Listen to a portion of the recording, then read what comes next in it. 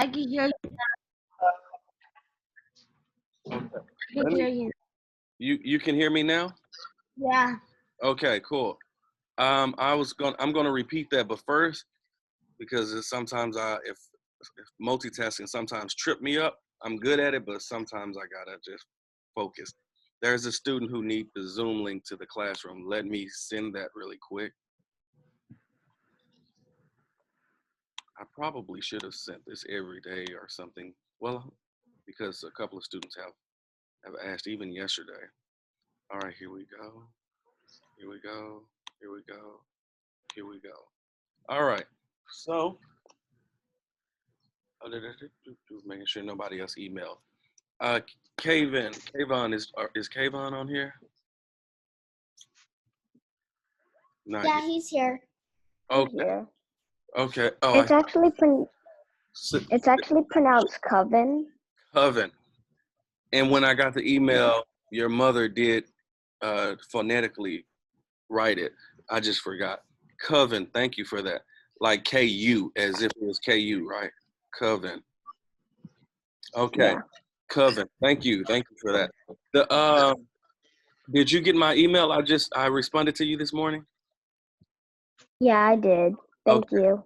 Hey, that's a great question that you asked though. And when you look at that article, especially seeing the actual photo of the great uncle pointing at court, that's a lot. That was the brave. That's one of the most bravest images you will ever see of all time. An old man pointing in court at the people who took his grandson. So that's a good thing though. We don't have time to talk about this class. Could be a full out semester long type of class if we really had it. If we really think about it, because images tell stories of history as well. And Coven had emailed me a very important question this morning about the grandfather of Emmett Till. I want to make that correction. Let's see. Let me respond to this email once again. I want to make a correction though. Yesterday I was saying the grandfather.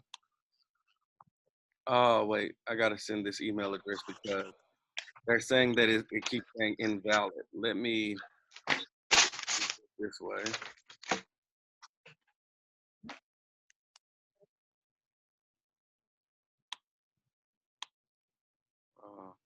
Alicia, did you use the link that I sent you just the other day?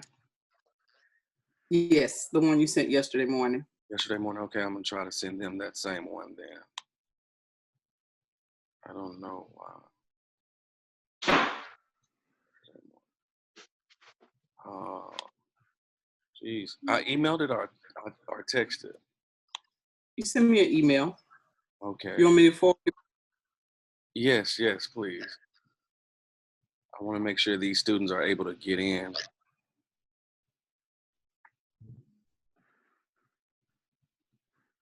That's interesting though.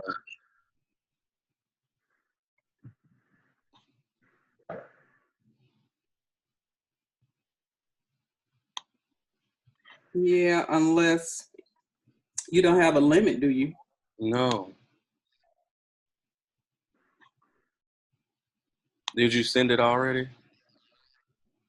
It's on the way. Okay.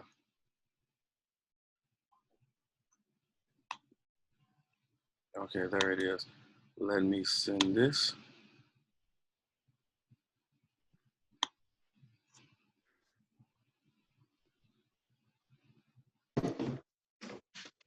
If this works.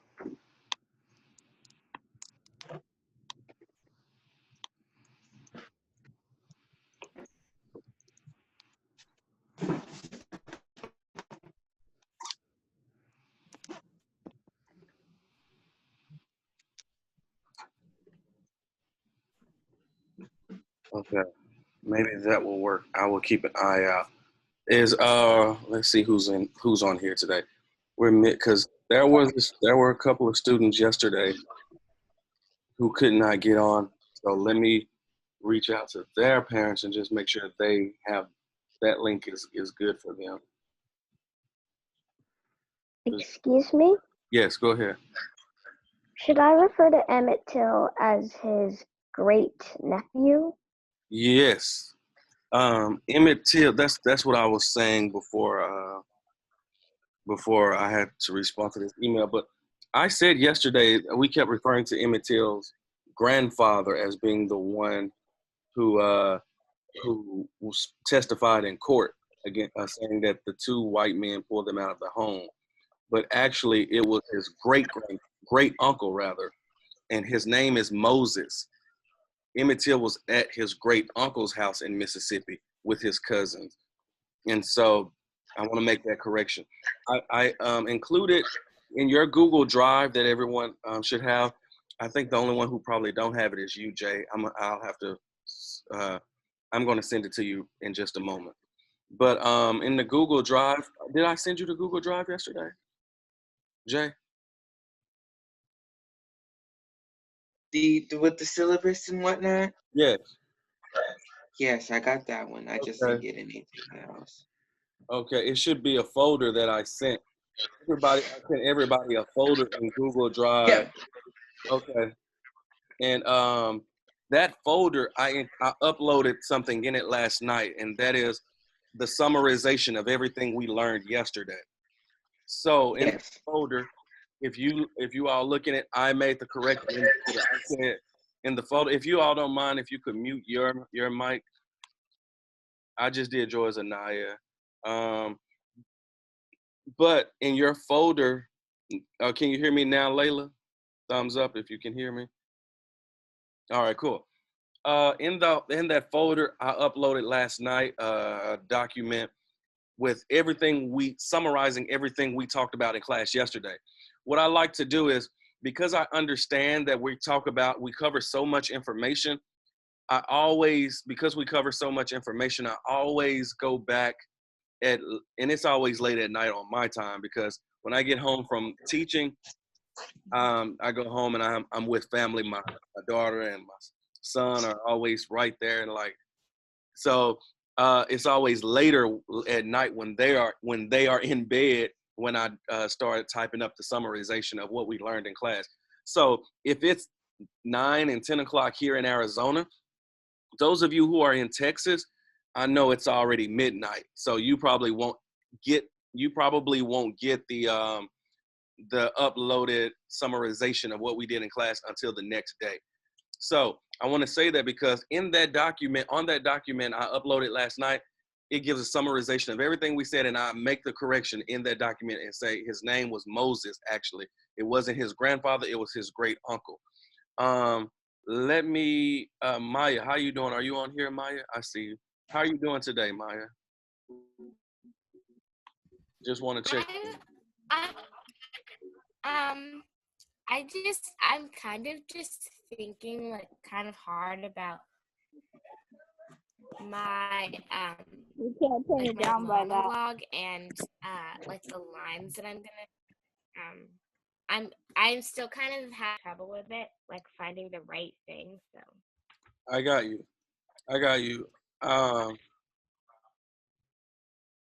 I totally get that. We're gonna work on that today. That's gonna be the primary.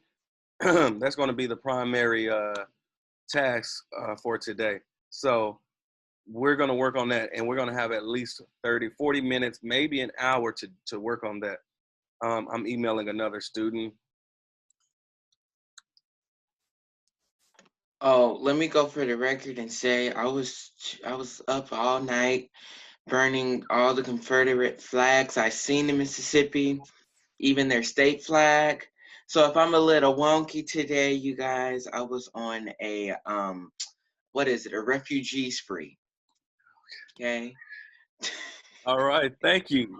See, that's what happens. I'll send it to you too. I'll include you on there, Alicia. That's funny, Jay, because yes, in Mississippi, even though they made a law just a couple of weeks ago that says they're going to take down all of the Confederate flags, and I don't want to be misquoted. I don't know if they said all of the Confederate flags, but definitely the ones like that hang downtown and all of that. That being said, I know that there are some people and houses whose backyard proudly has the Confederate flag hanging. So thank you for leading a little rebellion. And I'm glad you're okay. I'm glad you're alive, because that's pretty dangerous here in Jackson. All right, this is what we're gonna do. We have, okay, I see Tommy. How you doing, Tommy? I just emailed you, just wanted to make sure you was gonna join on today. Oh yeah, my internet was not working very well. Okay, good to see you. So what we're gonna do now is, like I said, you guys, I'm not gonna briefly take us back through all that we learned yesterday. You have that document in your Google Drive, and I'm going to send it to a couple of you, including Alicia, so you can have it as well. But right now, I want to get ready to there are four things I want to briefly remind us of our discussion yesterday, because it's important to draw the big picture together. Everything that we've been talking about, they make a larger picture. And while I'm saying that, guess what I did last night, guys? I was up literally. I did not go to bed till 3 a.m. Seriously, and that's not an exaggeration. That's because I was working on everything for class, and then before I knew it, I was like, "Oh snap! I need to go to bed." And I say that because I have a video that, in all of the video, especially the video I told you all yesterday, we're going to hear from the lady who lived next door to Martin Luther King. Well, that video could not be shared any kind of way. I couldn't download it on devices. I'm like, what is going on? And that took like most of the night, but I finally was able to figure out a way to download it on 3 different devices and then upload it to YouTube. So, in addition to uploading that video, I said, well, let me do a couple of more. So there are 4 videos on YouTube that I just uploaded. I'm going to include those also in your Google Drive. And guess what, guys? That might not seem like a big deal to you, but that's a tremendous gift.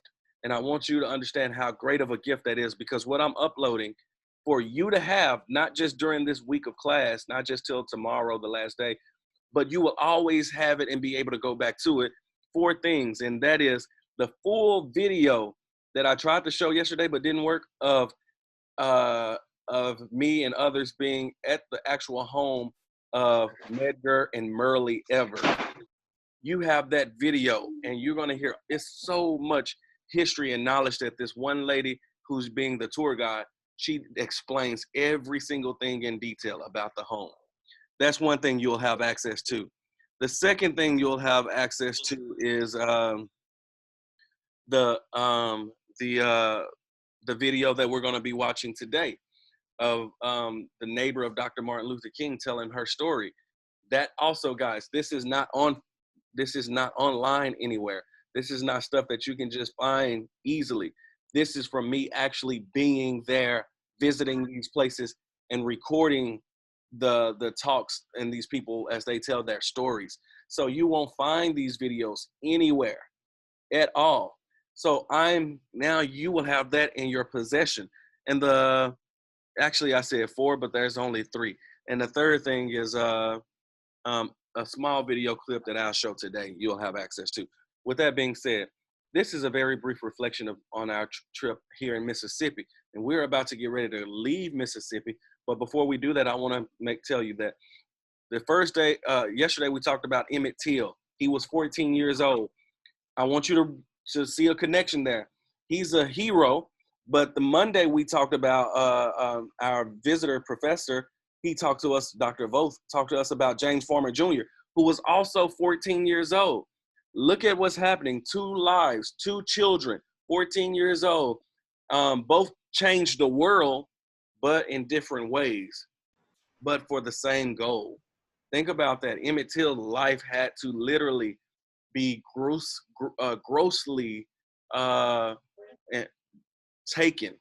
And James Farmer, so Emmett Till's life was taken, James Farmer literally had to give his entire life in order, both working together in order, separate time, not separate periods, kind of separate periods, because by the time 1954, when in 55, when Emmett Till is murdered, by that time, James Farmer is an adult.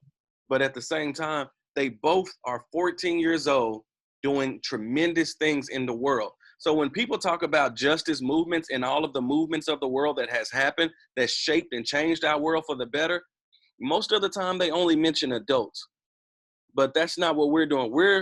We are recognizing and acknowledging and uplifting the youth, the young children who changed the world. Emmett Till was definitely the one who, because of his death, he became a martyr for the civil rights movement. And that affected what we're going to learn about today. Emmett Till's death was the kickstart to what we're going to learn today.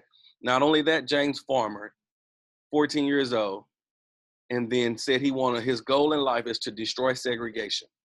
And because of that, at 14 years old, he began thinking and learning and reading, and he entered college at 14 years old, a college student. And then he would go on to become the leader of CORE, C-O-R-E, Congress on Racial Equality, which is a major organization that they're the ones who started the Freedom Riders and all of this other stuff we've been learning about. That was James Farmer. See how the two 14-year-olds changed the world? Now watch this. Mamie Till is also someone we talked about. And Moses, we talked about this a moment ago. I already said it, so I don't have to repeat it in great depths. That is that Moses was, I kept saying the grandfather yesterday. It was actually the great uncle. Emmett Till was visiting his great uncle and his cousins in Mississippi. Emmett Till was from Chicago, so he didn't know the customs of the South. He was not acquainted to those customs. And in the Deep South, life was, remember what we said yesterday? We said we had an image that said life in Mississippi, and it was hard, but I mean, life in the South was hard, but then even more so difficult was the life in Mississippi for a Black person. Now, so when he went down South, he visited his great uncle, and that's the great uncle. Moses is the one who stood at court and testified by literally pointing out the two white men who abducted his great nephew, if you will. Mamie Till, we talked about her being a heroine because she was able to ship my son's body back to Chicago, and what I'm going to do is I'm going to have an open casket funeral. How about that? And she made her, you can on your own time look up what was the effects of having that open casket funeral, because that images were in Jet magazine, images were all across the world, and it made everybody understand, wait a minute, the South needs to change. This cannot continue. Mamie Till did what, I forgot the 17-year-old girl name, who she did what she did for George Floyd. Mamie Till did before cameras and everything was ever invented, recording devices like that was ever invented. She said, I'm going to have his body to be shown. And I know journalists and everybody is coming. They're going to take the pictures. And I want it to go across the world. There was a 17-year-old girl who actually was walking to the corner store in Minneapolis. And she was the one who saw what was happening with George Floyd. This 17-year-old girl started recording the actual incident with George Floyd with the cop knee on his neck. So everybody talk about George Floyd, which is definitely necessary, but not many people give shout out to the 17-year-old who made it possible for all of us to know what happened to George Floyd. It was because of a 17-year-old girl recording it. The youth, again, are almost always overlooked, but they play a pivotal role in change in our nation and across the world. So keep that in mind. We talked about Merle and Medgar Evers, and I told you I uploaded the full video on YouTube. I'm going to share that with you. So we know their story. Then we learned about Joan Trumpower Mulholland. Joan Trumpower Mulholland, we learned how she integrated, first white woman to integrate the HBCU Tougaloo College in Jackson, Mississippi.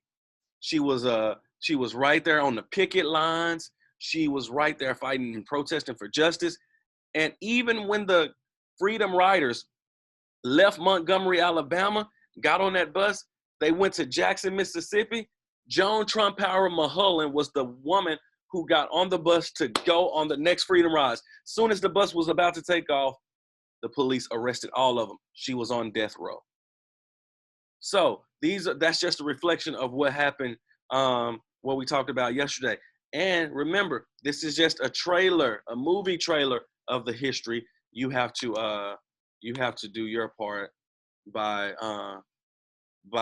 looking up more. And thank you, Alicia Johnson just put in a group chat, Darnella Frazier, that is the 17-year-old girl who recorded who recorded George Floyd being murdered by the police officer. It's because of Darnella Frazier that we are in this new civil rights or justice movement. Everybody say George Floyd sparked the movement, but guess what? To be technically honest, George Floyd did not spark a national and global movement. No. Darnella Frazier did. Because without Darnella Frazier on the scene, George Floyd would have been somebody we heard on the news who did something. In fact, you can read about Darnella Frazier. The reason why she posted the video, she didn't post it right away. She didn't record it on Facebook Live. No, she recorded it and then she kept it.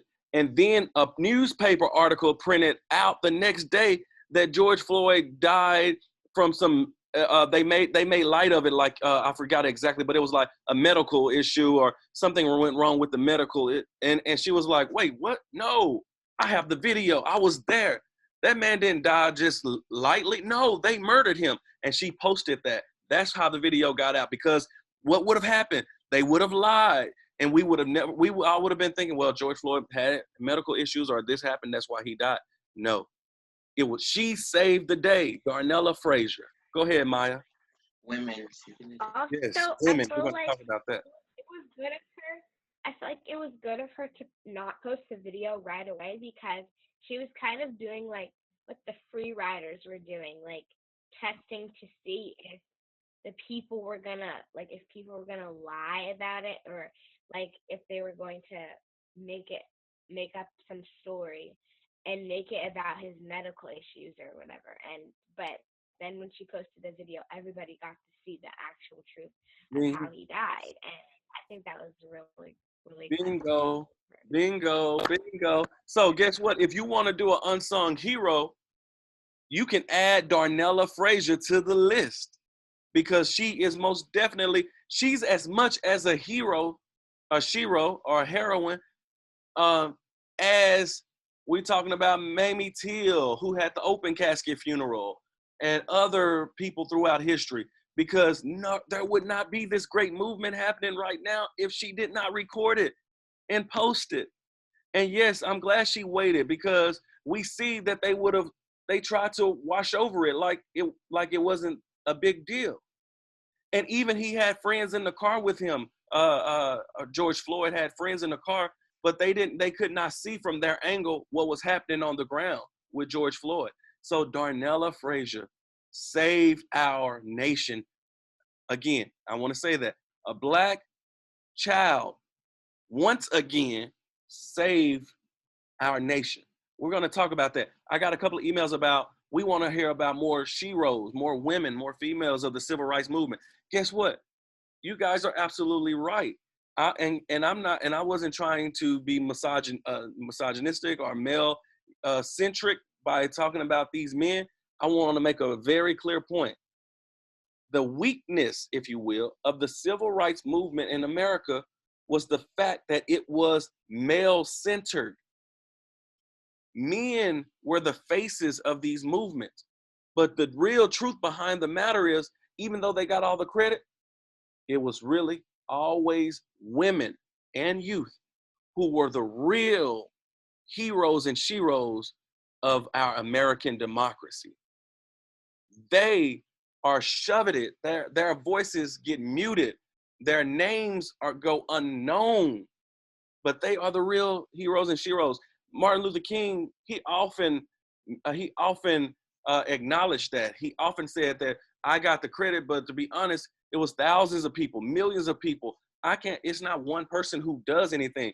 That's our Western ideology. Here on the West, in the West, meaning America and all of these countries on the West, we have an ideology that we want to lift up one or two people. But it's like, no, the wisdom of the East tells us it takes a village and it takes a community. So we want to keep that in mind. Now there's a move because this is called a patriarchal system. Patriarchal system means that men voices and bodies matter more than women voices and bodies. And we're trying to, people like me and others, so many others, and even prominent names are all trying to change this patriarchal society. And you can see this is a patriarchal male-centered society because you can see it in the wage gaps. Women make significantly less money than a male doing the same job with the same education, same qualifications. That tells you that men are more exalted than others. We can see that in the fact that there's never been a woman president. Still to this day, we're in 2021, going into 2021, and there's never been a female president. So that shows us still it's male-centered. Then we have justice movements. You can see that you can name Trayvon Martin, Mike Brown, you can name Tamir Rice, and all these other men, Black men who have died and lost their lives in the struggle. But you have to think harder to think about what women have lost their lives. You can think of 6 men really quick, but then the women, you're like, okay, there's Sandra Bland. Okay, Breonna Taylor. You know, that tells us that whose voices we hear more. And therefore, the civil rights movement in the 60s was even greater about hushing women, or marginalizing, should I say, marginalizing the voices of women. So we're going to talk about women today. Women, that's the key for today, because they were powerful. All right, so I just want to remind us, important places we went to. First day, we went to Marshall, Texas, to Wiley College. The second day, which is yesterday, we went to Jackson, Mississippi to visit the home of Merle and Medgar Evers. And then we talked about Tougaloo College. That's an HBCU, historically Black college. The movie that I recommend us watching is The Great Debaters, for James Farmer's story, and The Ghost of Mississippi. The Ghost of Mississippi tells the story of Medgar and Merle Evers. Both movies are on YouTube. Both movies are on YouTube. The Ghost of Mississippi and The Great Debaters. I want to go to this next slide so we can go on with our day, because we're in this lobby and it's getting hot in this lobby. They need to turn the air on. It don't matter because we're leaving anyway. Now, this is the agenda. We're going to have a freedom song in just a moment by Jay. Then we're going to we're going to get on the bus first. Then we're going to hear a freedom song. Then we're going to watch a very short clip about the Freedom Riders. We're going to hear a little bit more about this story because it's important for our lesson for today. Then we're going to hear a freedom song from Caitlin. And then we're going to, then we'll move forward. All right? So before we get started, are there any questions? Really quick questions, because we got a lot to cover today. So I'm going to be moving quite fast. Let me look at this group chat just to make sure I'm not missing any questions. Caitlin said another powerful woman was Sojourner Truth. I don't know if she recognized a lot, but she did a lot for Blacks, and I don't hear her in school or anywhere in Black History Month. Yes, Sojourner Truth. She was magnificent, a powerful woman indeed. She was right before the civil rights movement happened, because we're starting this class with the 50s and 60s. But she was a powerful force. You should read about her and her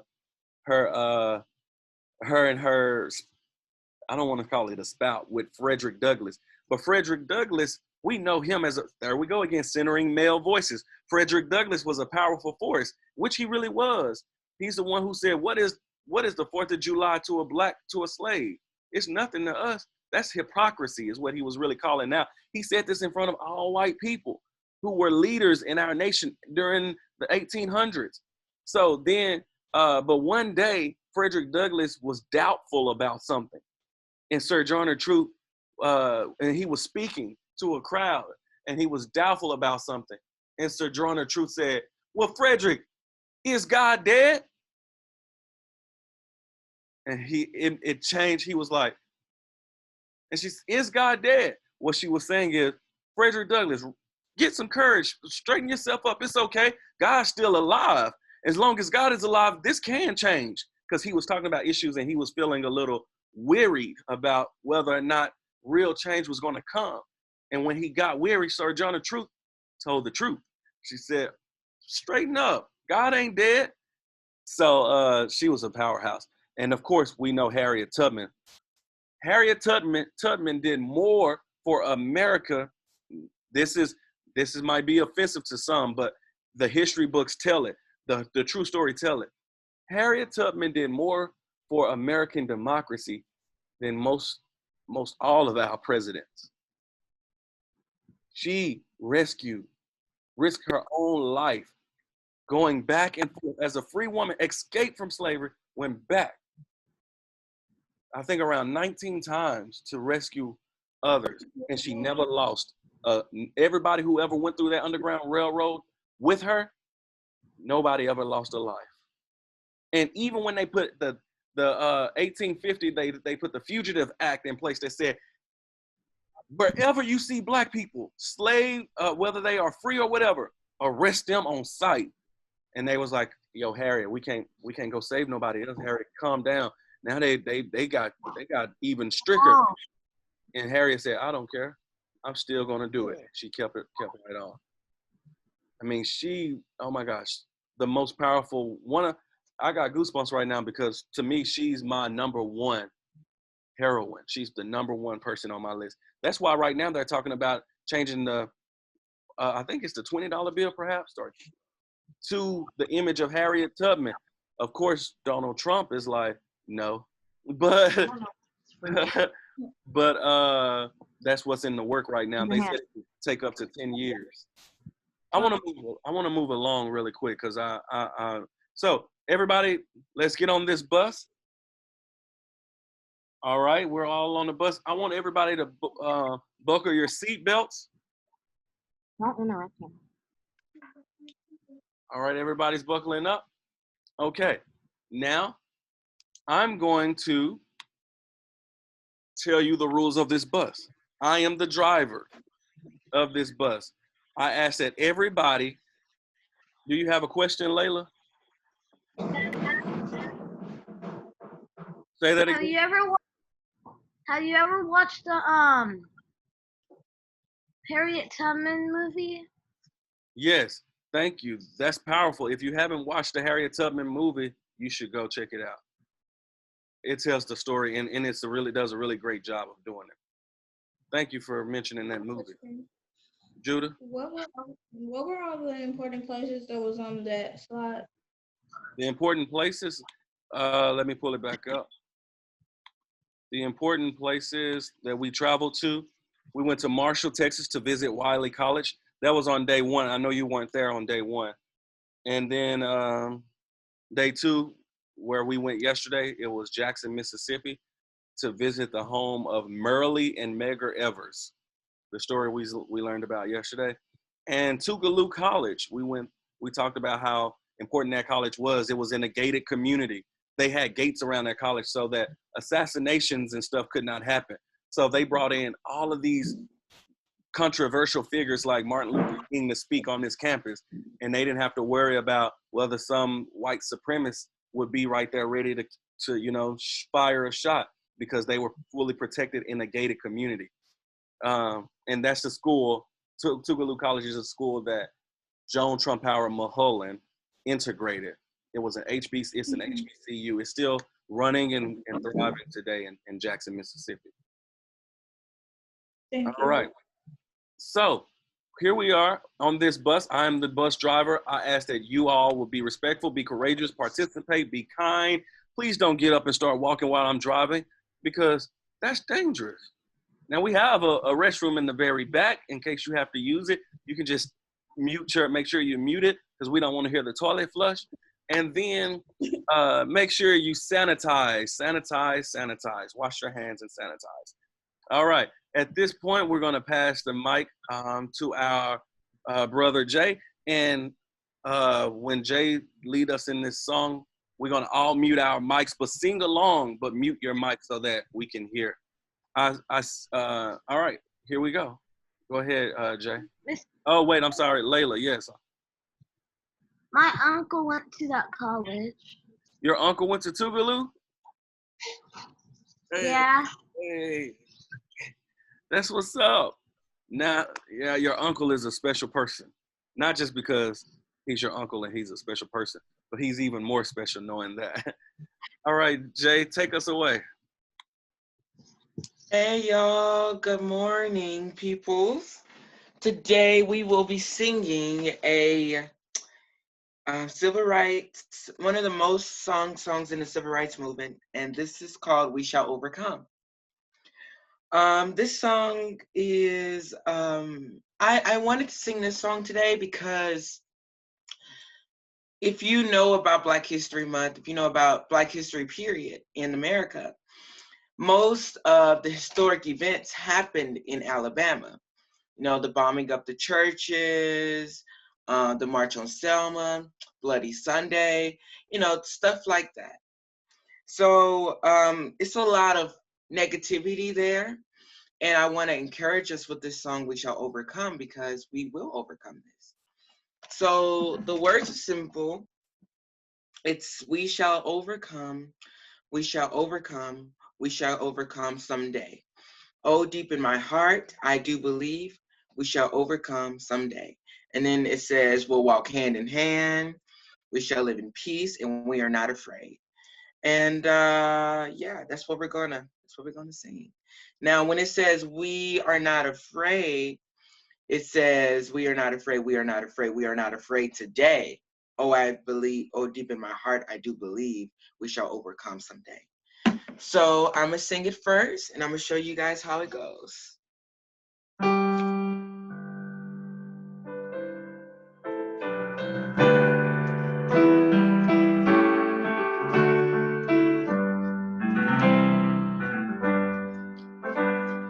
We shall overcome.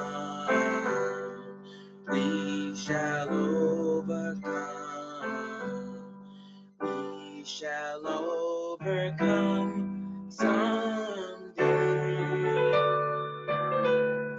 Oh, deep in my heart, I do believe that we shall overcome someday.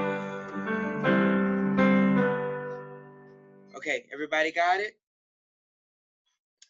Thumbs up? All right, here we go. 1, 2, 1, 2, 3, here we go. We shall overcome. We shall overcome. We shall overcome someday. Oh, deep in my heart, I do believe we shall overcome someday. We'll walk hand in hand. We'll walk hand in hand. We'll walk hand in hand someday. Oh, deep in my heart, I do believe that we shall overcome someday. We shall live in peace. We shall live in peace. We shall live in peace. We shall live in peace someday. Oh, deep in my heart, I do believe that we shall overcome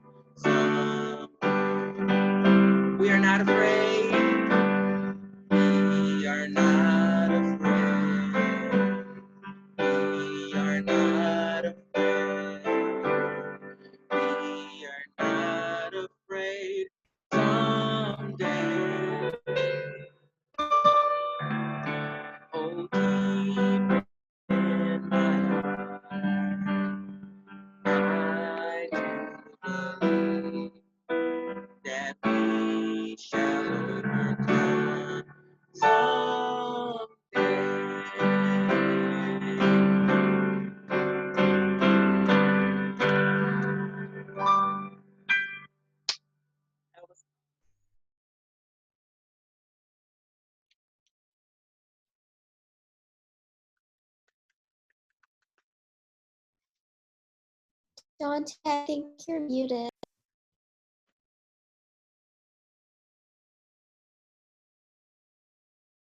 I'm joking. Thank you for that. I did not know I was muted. Thank you, Jay. I was saying woo, woo, woo. I was doing all that, and you guys couldn't hear it. But everybody give the snaps to Jay. Caitlin said, can she do her song tomorrow? Oh yeah, that's fine. If you want to, that's fine. So we can put you on schedule for tomorrow. Tomorrow is a performance day, so we can still do it. We can move it early up. Thank you, Jay. That was wonderful. What you say, Layla? Can I do a song today? Today? Can I? Can I maybe do a song today for Yeah. Can everybody hear me? Thumbs up really quick. It looks like people are frozen. Can you hear me, Layla? I'm frozen. Oh, okay. Hold up. Well, let it go. Let it go. Okay. You can't eat on the bus. Yes, that's one rule. You can eat on the bus. And Layla, are you ready to do your song now?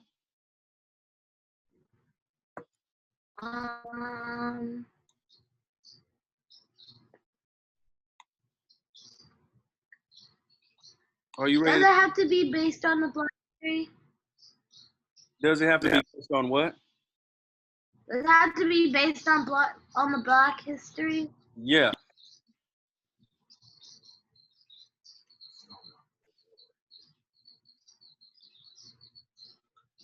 Yeah, it has to be based on Black history. If you prefer to do it tomorrow or later or tomorrow, that's fine. Is that what you want to do? I guess. Do you want to do it today or tomorrow? Tomorrow. Okay. Well, tomorrow's going to be a busy day. That's cool though. All right. I want everybody right now.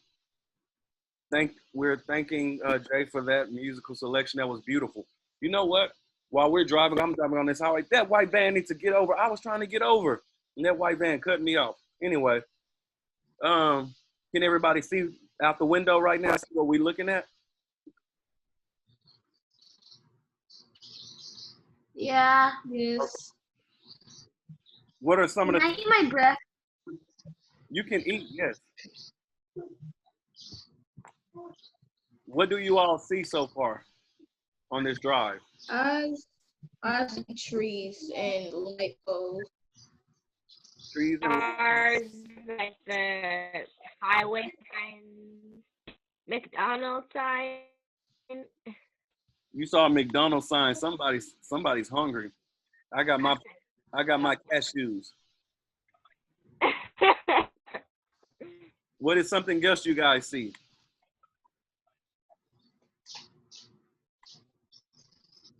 Bad driving. Okay, Anaya, I see how you are. I thought we was better than that. So we are in Alabama. We're driving to the location we're headed to, but we're still in Alabama. Gia says she sees signs. You can type what you see as we in the group chat. But Gia says she sees signs. Anaya says she sees bad driving. It's not me, it's the other cars around me. And people say, a road, dead grass, whoa. Cars. Somebody saw a McDonald's sign, a billboard, trees. We are in Alabama and we're getting closer to our location. And so I'm glad we made it out of Jackson, Mississippi, because in Jackson, it was a lot of potholes. But here is a smooth drive. Caitlin says she see restaurants. Maya see lights. Yes, that means we are in the city. We are in the city, and we're headed to Montgomery, Alabama. That's where we're headed. So, speed limit is 60. I'm going a little fast. I'm going to slow down just a little bit. Just a little bit. All right. Do you guys feel any bumps in the road? Yeah, I don't want to. Yeah, it's real It's a little bumpy. Starting to see some buildings, right? Right. Does it feel like a city or does it feel like a suburb or what? What does it look like around us? It don't look like a city. It just look like we in the woods. In the woods. That lets you know we're in the South. South. We gonna hunt for food if we get hungry. See? This looks like country. It look like what, Layla? It looks like we in the country. See that sign that says Selma? Ooh, what happened in Selma? Ooh, that's cool. Yeah. Can we stay at the hotel? Y'all want to stay in Selma? Ooh. I see Subway. Oh, I want to stay inside that Days and Suits place. Y'all want me Me to pull too. y'all want me to pull over there? Yes. No, I'm not going to. We got to be on a time schedule. We're almost at our location. Man, this truck, why does his blinkers on? Is he going to keep straight or he's going to turn? Because if he's going to turn in front of me, he could have let me have this lane. He could have got behind this red car. Oh my gosh. Anyway, I was saying before this car cut me off and turned on its blinkers. There's so much history in Alabama, just as there's so much to talk about Mississippi. Mississippi, we did not cover more than a little piece of the history there. Again, because this class is like a movie trailer. Come on, guys. This light is the longest light ever. Thank you. Okay, sorry. I got road rage sometimes. So, see, you're going to turn, and I'm keeping straight. No, I'm turning. This is a big bus. I got to make a wide turn. Okay. The thing is, folks, Alabama. I'm looking at this GPS. You thought we was going to go. Hey, I'm looking at this GPS. But Alabama has so much history that we can't even begin to cover half of it. I mean, we saw the sign that says Selma. We know that in Selma, that's where the march took place over the Edmund Pettus Bridge and so forth. I want you guys to know. Ew. Yeah. We have a commercial on our drive. I don't know. Okay.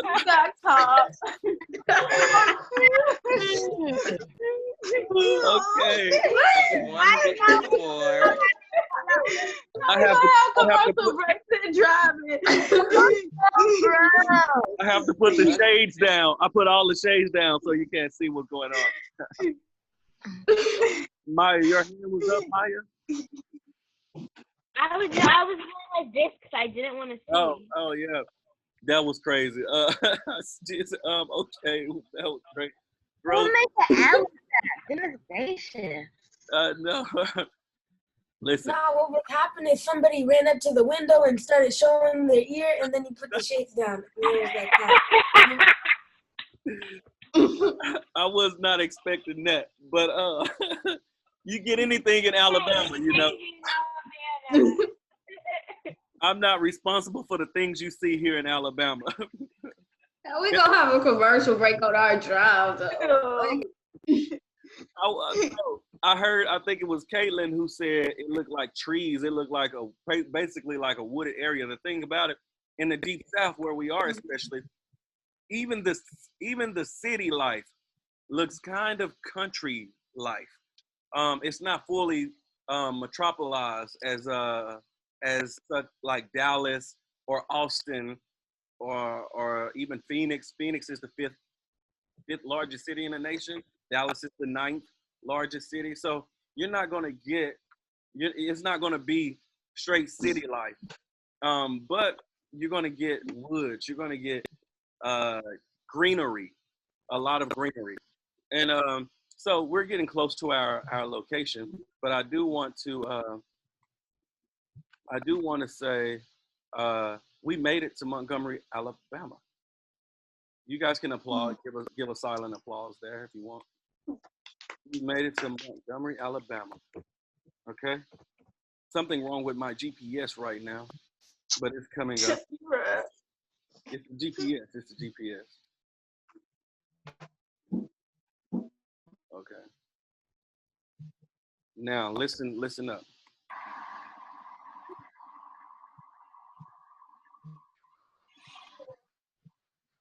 How we come from a wooded area to the city? That's how it is in Alabama.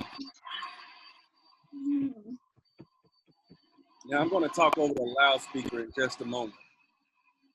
Dante, Huh? so where are we going? We're going to a very special place. I'm going to talk on the loudspeaker in just a moment. A lot of more buildings. Yep. Now does this look like a downtown or what? This looks like this place is. Yeah. This looks like it's around where I live. It looks like a lot of apartments and hotels are right here. I just saw a car driving Looks backwards. like Dallas downtown, to be honest. This is downtown. Not really. Yes. There's hotels, motels, Holiday Inns. There's The cars are driving backwards. driving backwards. Yes, I saw a car driving like backwards. Oh wow. This is coming around where Rosa Parks. First of all, you see this right here? Mm-hmm. This was oh my gosh. I'm sorry. This is a tomato. Okay, we don't care.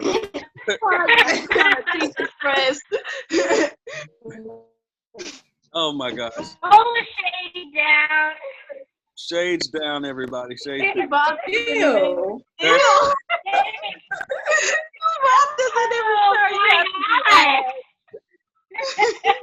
This right here is where this, listen, you see this right here? This is where this was a slave block. This is where they would take African black people and stand them around this thing right here, and they would be sold, them, their children. That's what this is. This was back in the early 1800s and mid 1800s. Why do they still have it right there? This is now they turned it into a market as a special place, like as a memorial type of thing, if you will. We're coming around the corner. You find it. Say that again. All right, wait. Where should you find? Oh my gosh, we missed it. There is a bus stop. Let me do this. There is a bus stop where Rosa Parks sat and did not give up her seat. All right, so we're gonna check that out. It's like somewhere. It's like they got her sitting down on a bench or something. Yeah. That's in Dallas. Oh, that's in Dallas. Time drive with audio.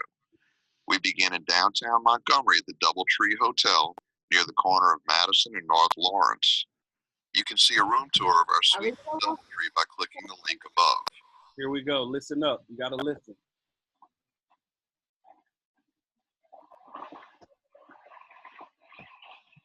It's a windy day. You can keep typing in the chat, by the way. Have you ever got your driver's license? Cause this guy's driving crazy. Yeah, I'm driving. The tour guide is about to speak and tell us what we see on our right and left and right in front of us. And you can talk in the group chat, tell us what you see, what you hear, what you notice. As we cross North Perry Street, Montgomery City Hall is on the right-hand side.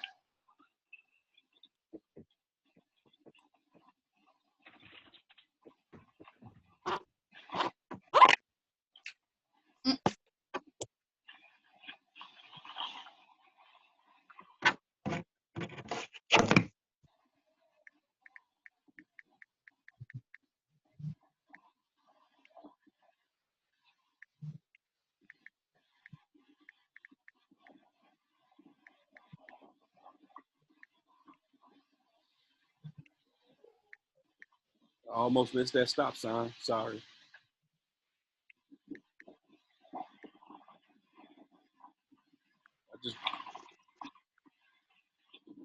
Looks like a busy week. We haven't seen. No, where the people? On the right is the Rosa Parks Library. On this site in 1955, Rosa Parks boarded a public bus, and after after a few stops as the bus filled up, refused to give up her seat in the colored section to a white passenger. Mrs. Parks was arrested for civil disobedience, an event that sparked the Montgomery bus boycott, an important symbol of the American civil rights movement, and Rosa Parks became an international icon of resistance to racial segregation. What movement did she spark? Racial segregation. Yeah, but what did that event of her sitting down at the bus, what specific event did they say it sparked?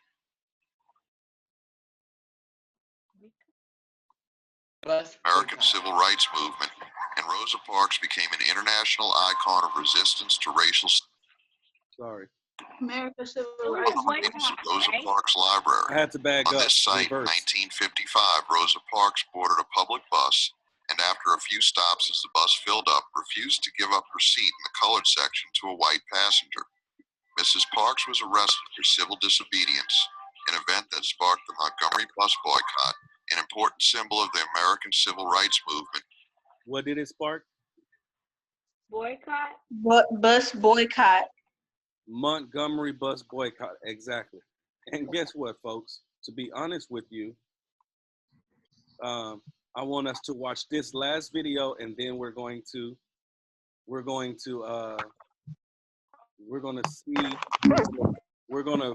arrive. We should arrive at the house we are looking for. So let me share the screen really quick. Freedom rides are a dramatic moment that occurs. I want to start it over so you can hear. Can everybody see the YouTube right now? Yes. Yeah. All right. This is very important for our discussion today, so listen up.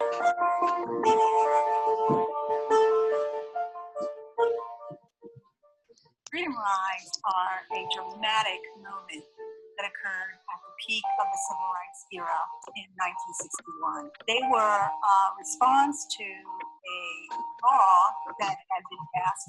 So in 1961, a northern group of civil rights activists called CORE, the Congress of Racial Equality, decides to test this law by calling together activists of different ages, of different races. That group called CORE was created by James Thomas Jr. There he is right there. And of different religions to travel together, sitting side by side on interstate buses from Washington, D.C., all the way to the Deep South.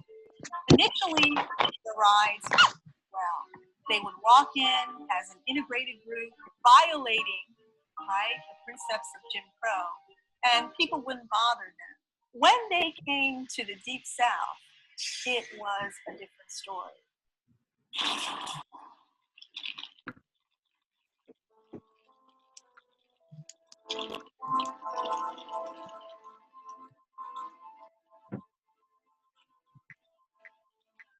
So their ride stalled.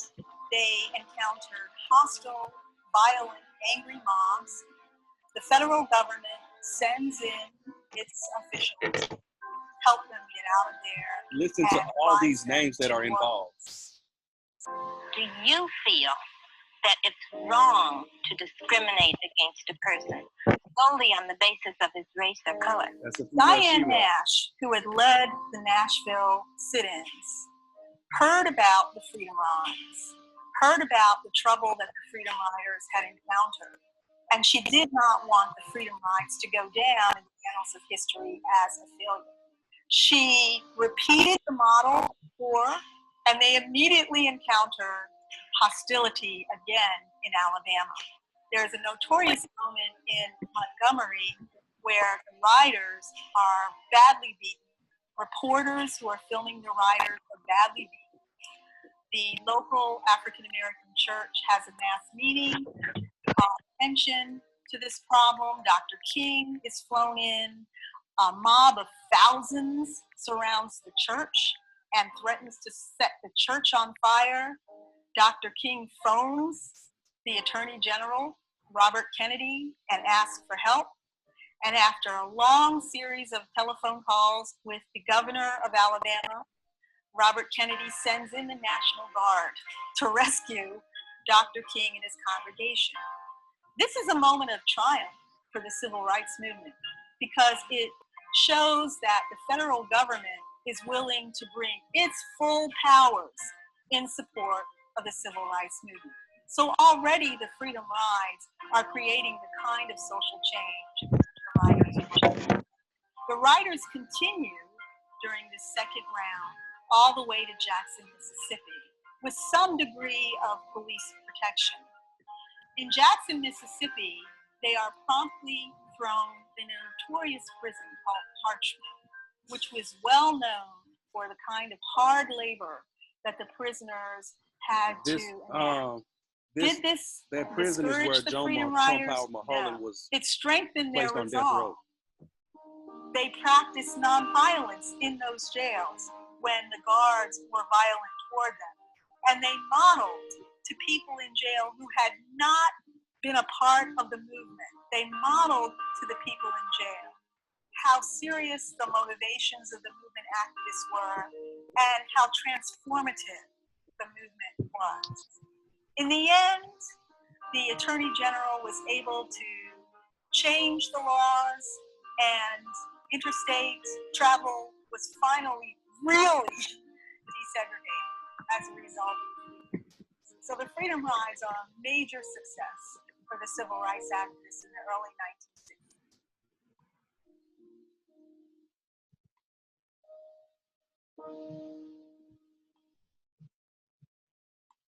Okay. What was a major story that blew your mind, I guess you would say, that you just heard about the Freedom Riders?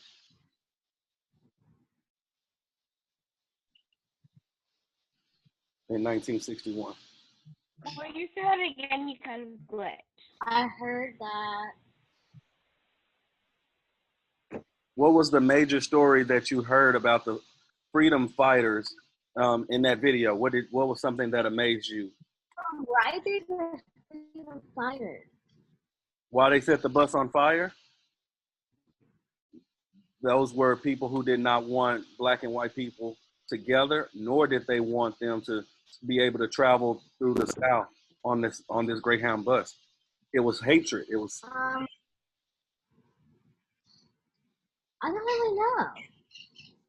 I didn't really understand it that much. Okay, we're going to talk more about it today. All right, anybody else? What did you, did something stand out to you? Wait, so the general had the law change? It was like the president or someone. The attorney, right? The attorney general was, yes, he's the one that Dr. King phoned from the church, excuse me, and phoned from the church. And because, just to repeat what you already know, all the freedom fighters who arrived on that bus were inside this church with a mass congregation. And Dr. King was in that church too. A mob of white people surrounded the church so that the people couldn't get out without getting killed. And then they started threatening. They were about to set the church on fire with all of those people in there. Martin Luther King, the Freedom Riders, and 1,500 congregants, people in the church. And so Dr. King there's a more video that breaks this down in detail that shows actual footage of him. He was in the church. He would go into the pulpit and say, all right, everybody, we have to remain calm. These people are evil and blah, blah, blah. Then he would say, I'll be back. He would need to make a call. He'd go to the back with some of his close preacher friends, and they were in the pastor's study, if you will, and he would be on the phone nervous calling the attorney general. So he's calling the White House, and he's like, and they have the phone conversation. He's like, look, we got to do something. Can y'all do something to stop this? They're going to burn the church. We got 1,500 people in here, kids and everything. Like Dr. King was really nervous, which anybody would be too, because you're locked in your own church with 1,500 people, black people, and the mob outside saying they're going to burn the church down. And if you walk out, they're going to kill you. And if you stay in, they're going to burn the church down. So what do? So Martin Luther King, and it's late at night, and he's like, listen, y'all have to do something. We can't just sit in here all night. We can't let them do that outside. And the Attorney General, which is Robert Kennedy, he's like, look, I'm going to call the governor of Mississippi, which was a racist. His name was George Wallace. He was one of the most vicious racist governors in the South, and he called George Wallace and trying to make a deal, and then he'll call Dr. King back and say, just give us a second. And Dr. King was like, look, what you want me to tell the people? I'm getting nervous. And so Dr. King would be nervous in the back, and then he'll come to the pulpit and say, all right, everybody, we're working things out. We just want you to remain calm. I was like, yo, that's crazy, because I guess that's his job as a leader, to like encourage people to still be brave even though he's scared. That's what I was just going to say. I would have been scared. You stole the words out of my mouth, Caitlin. That's right. His job as a leader, he could not go out and be like, y'all, I've been talking to the Attorney General. He don't even know what he's going to do. What we going to do? So somebody, then what would have happened if he would have came out that way? Everybody would have panicked. Everybody would have, it would have been a frenzy. So, and everybody knew Dr. King. By this time, he was already a public figure. So they looked up to him like, Dr. King, I know you're going to get something done. I know you can figure out a way to get us out of here. And after a while, it finally happened. The Attorney General called Martin Luther King back at the church and said, hey, I'm sending because George Wallace would not agree to make those people leave. The governor did not agree that the people should leave. So the White House had to send the National Guard to the church in Alabama and make sure the members could get out of there okay. Remember that story, because that's going to be a big part of our lesson today. Now, think about that really quick. Yeah, Gia just stole the words right out of my mouth. I was about to say, just think about that. Wow, right? You can't even imagine you going to church one night and you're there with a lot of other worshipers, and next thing you know, angry racist mob is surrounding your church, and they won't let you come out alive. If you come out, they ready to kill you. They were bloodthirsty mobs. That's how much hatred that they had in their heart, how much they wanted white supremacy to endure. So everybody that was in the church came out safely? Yes, because the National Guard got there and made sure because you can't beat the National Guard. So go ahead, Jay, I see your hand. We talked about this. I think my problem was, about the whole church thing. I'm like, but what's the problem? Are we worshiping the same God? My praise may be different, but we're just worshiping the same God. Why is it a problem? Why can't I go to the same church you go to? And it's just like, what's the whole point of that? But check this out, Jay. That's a good question. The thing about this also is that why were they surrounding the church? Yes, that's right. Thank you for typing that in. You guys, you really you have to look up on your own George Wallace. He has a whole history that will blow your mind. But that's another story we don't have time for. But I do want to say really quick before I go to Caitlin, I want to say that what is the reason, I asked the question, what is the reason these angry white mob, these white people who are white supremacists, why did they even go to the church in the first place? That's the number one question on the table. Why? Who knows?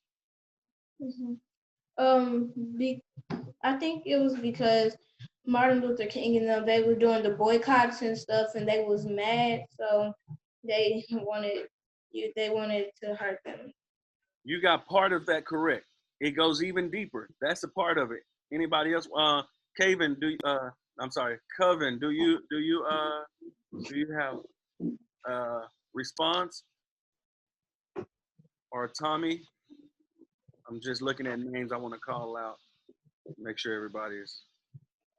Personally, through some things I found out recently, like the Mormon church did not believe that Black people had souls. So it could be something dealing with the color of our skin. Okay. So that's why I'm like, They thought that we didn't have souls. Yeah, that was the Mormon church in like way back then until the 70s. So that's why I'm like, this is crazy. So I'm guessing it has something to do with color. Okay, go ahead, Coven.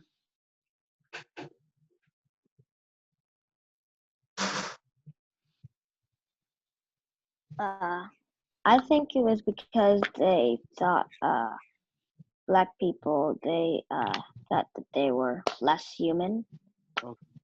You guys are answering the core of it all. So that is the right answer. But the biggest thing is at the moment was that the Freedom Riders who rode that bus, they arrived they got the white people had heard that the Greyhound Bus of Freedom Riders had arrived and they went to that church. They're inside that church. They're not going to come down here. These Northerners, people from the North coming down here to change our Southern culture. We don't want to change. Our black people are fine with Jim Crow laws, segregation. We don't, and these Northern people think that they are better than, they come into the South riding this bus trying to make sure we change our ways. No, let's go to that church where they are and get all of them, whoever is in there. So it was because the Freedom Riders arrived. So remember that story. These people, college students, finally arrived. They went to a late night service. Martin Luther King is there preaching, and all of this goes down. Keep that story in your head, because we're going to see, how did they get out of the church? How did the people, the mob, as angry as they were, how did they not, these are the questions I want you to keep in mind. How did the mob, the angry mob, not say, those are the Freedom Riders? If we can't get all the people while they're coming out of the church, I'm going to shoot him or get him. How did that not happen? We're going to hear about that. So that being said, I want to move us right along so we can stay on schedule today. And the next thing that we're going to do, we're going to answer this question. What is the Montgomery bus boycott? Because that was what kicked off all of this, the Montgomery bus boycott where Rosa Parks sat. But in short, it was a mass protest against the bus system of Montgomery by civil rights activists and their supporters that led to a 1956 Supreme Court decision declaring that Montgomery's segregation laws on buses were unconstitutional. This boycott lasted 381 days, and that's what led Dr. Martin Luther King to national prominence as a leader of the civil rights movement. So we talk about right now, it's been, 2 or 3 months since the people have been protesting in the streets after George Floyd. Think about this. These people protested, did not ride a bus for 381 days. Nobody in the city of Montgomery, no black person got on a bus for 300. And we're not talking about a day like today where everybody got a car. No, these was the days where people were really poor. People were really struggling. Black people could not get good jobs at all. So how in the world did they get by going to and fro to work for 381 days? Martin Luther King tells this one story. He said one day they was walking and this old lady, she was a housekeeper. She would not catch the bus. And so taxis, white people start having, bringing their taxi cabs and saying, hey, lady, I see you need a ride. I know you're not riding the bus, but you can ride my taxi. I'll take you to work. It don't cost you that much. And the lady was like, no, thank you. And the taxi guy was like, come on, I know you're tired. I know your feet hurt. It was an older lady in her 70s at least. And she was walking to work. And she said, my feet is tired, but my soul is restless. Martin Luther King tells that story so well. She said, my feet is tired, but my soul is restless. And kept on walking, never rode took a cab or anything. That was the determination and unification of a people who were willing, who were who were ambitious about forcing change. And yes, that was a strong statement there. So I want to move on to the next slide. Oh, we are now in Montgomery, Alabama. We've been in Alabama. Now we're in Montgomery. Well, we've been in Montgomery checking around downtown too. But now we're going to, Caitlin said, one thing that bothers me is that they say they're believers in Christ and then act evil to people of color. That is very true. And that's what Jay touched on, is when he said, the truth is, white churches in those days did not see black people as really being people who God loved. In fact, the reason for segregation was one of the justifications for why segregation must happen is because Christianity, white Christianity, said that because of Noah's curse upon the children of Ham, Ham was Noah's son. He was a dark-skinned son of Noah. After the flood, when Noah after the flood, when you know the Bible, when it talks about it, how it rained 40 days, 40 nights. Well, after that flood came down, it stopped, and everything was okay again. Noah, according to Old Testament scriptures, in the book of Genesis, which is the same book that is used in Muslims and Christianity, Jews use it. What happened is that when the flood was over and everything was safe again, Noah actually got drunk and he passed out. He was drunk. He was naked. And the kids saw him. The son saw him, but the other sons turned their head and grabbed the sheet to walk backwards to go cover their father. While Ham, being the darker skinned son, he did not turn his head and walk backwards. He looked at his father and went to put the sheet on him. And because of that, Noah saw that his son looked at him and he said he was cursed and his for doing that. And white theologians, white people who study the Bible, say that that was the justification for slavery, is that Noah's curse on his son Ham, the darker skin, who represent darker skinned people, they will always have a hard time because of that. And they should always be treated unfairly, pretty much because of that. That is wrong, bad doctrine, that is wrong teaching, wrong interpretation, that is racial, that's a racial racism. That's when racism interprets the Bible, should I say. And so that's why. Go ahead, I'm sorry. So was Noah's son wrong for what he did? Cause like, I don't understand. That's a question. That's a much longer question. You'll have maybe offline. You know, we'll have a chat about that, or you and your dad, Caitlin's father is a pastor. He could a Christian pastor. He could talk to you about that. That's a good question. Was he wrong for doing that? From looking at his dad, you know, instead of turning his head. But nevertheless, white people who studied the Bible said this means that black people are cursed and they should be segregated. They should be slaves, and that justified it. And now we know that that was the wrong interpretation. And because of that, white churches would not stand up against segregation. That's childish of them. I also believe because of, you know, how it says white is pure and then black is an evil dark color. I believe that white people, not saying all, because I love everybody, you know, and it's hard to just not love people despite of, you know, their actions. But at the end of the day, they're still people at the end of the day. But I believe that they have like, well, I'm pure because my skin is white. However, us people of color, they feel as though that we were less than them because we were a darker shade. So like when they came and did whatever they did to the natives, they felt as though they can do that because of, well, I'm white and my skin is pure, so I'm able to have dominion over you instead of looking at you as a different person of color. Yeah, you know.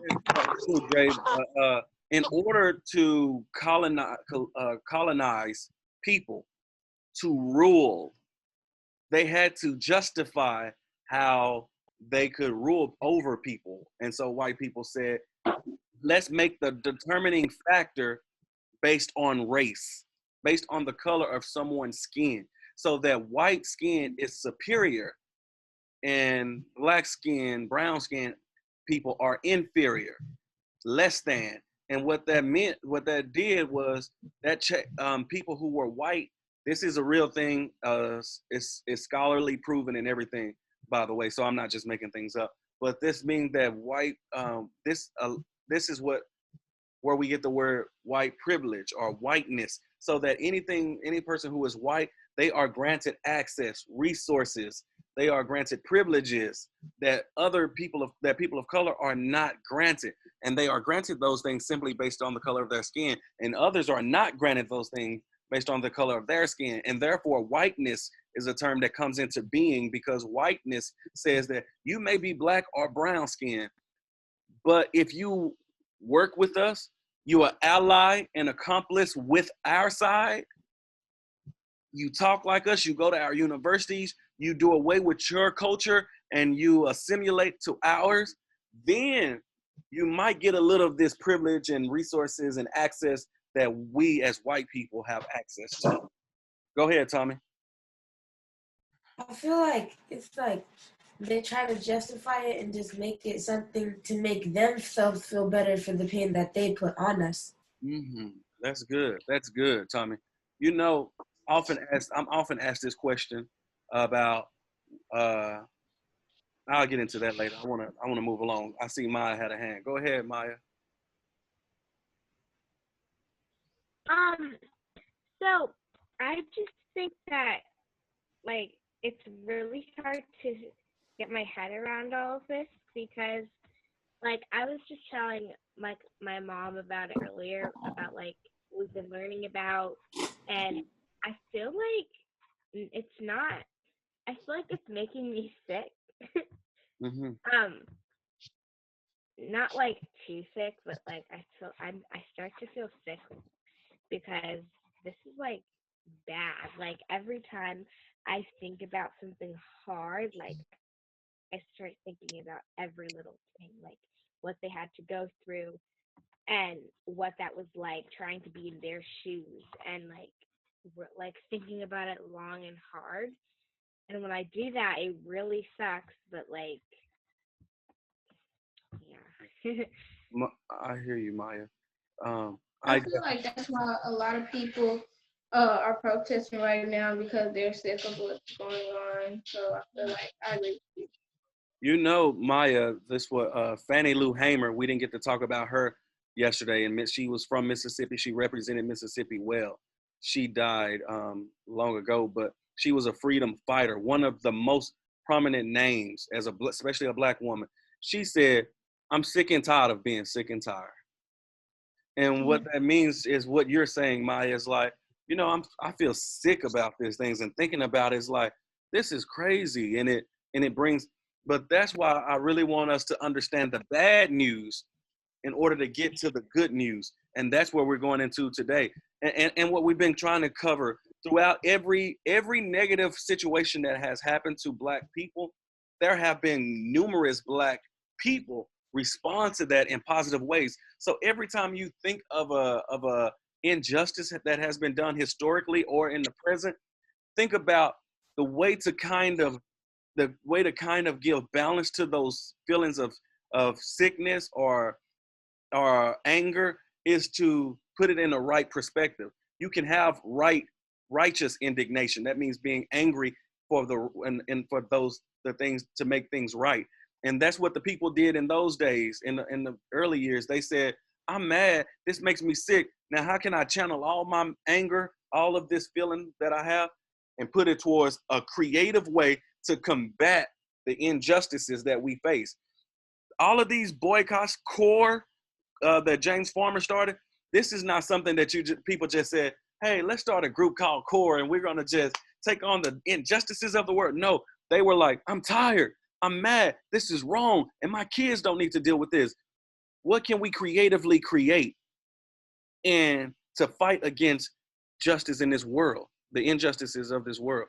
And so they used all of that you said you feel, Maya, and started putting those thoughts towards creative ways to combat it. And in order to do that, that means you got to study history to see what kind of creative ways did people do in the past, such as a boycott. That boycott, Montgomery bus boycott, was not a familiar thing. It was new. Like I said, a lot of these things, they said, what did Gandhi do in India in order to get their freedom? They started looking at how people did creative movements around the world, and they said, well, how could we use some of what they did and create our own to create a better world for us? And so that's what I encourage you to do. You know, look up, counter every negative thought with a positive thought about how change happened and those people who actually made it happen. I got to move along because this video is going to be about 30 minutes long, but it's our guest speaker and who sent us, who allowed us to use this video, of her giving her story. She could not be with us today, but she is the next door neighbor of Dr. Martin Luther King Jr. when he lived in Montgomery, Alabama, when the bus boycott started. He was new. Martin Luther King was new to Alabama, and I'm looking for the video. Here we go. He was new to Alabama, and Rosa Parks. He just moved there. He was a college student at Boston University in seminary, and then he moved to Alabama to take on a job as a pastor of a church. But when he got there, some things happened. That's when the movement kicked off. Sorry, I was watching it last night. That's when the movement kicked off. What significant event happened? So this is Velda Montgomery Harris. She's going to tell us her story. She was a child next door, living next door to Martin Luther King Jr. Now, I want to tell you, her house is a white house in Montgomery, Alabama, and it's big. Keep that in mind. It's a big house. Like, her parents were well-off people. This was a middle-class community, by the way. So it wasn't a poor community. It was middle class. And her dad was a Tuskegee Airman. So she had prominence in her home. Her dad was a Tuskegee Airman, and then he also, later on, he became a pharmacist. So he had his own pharmacy.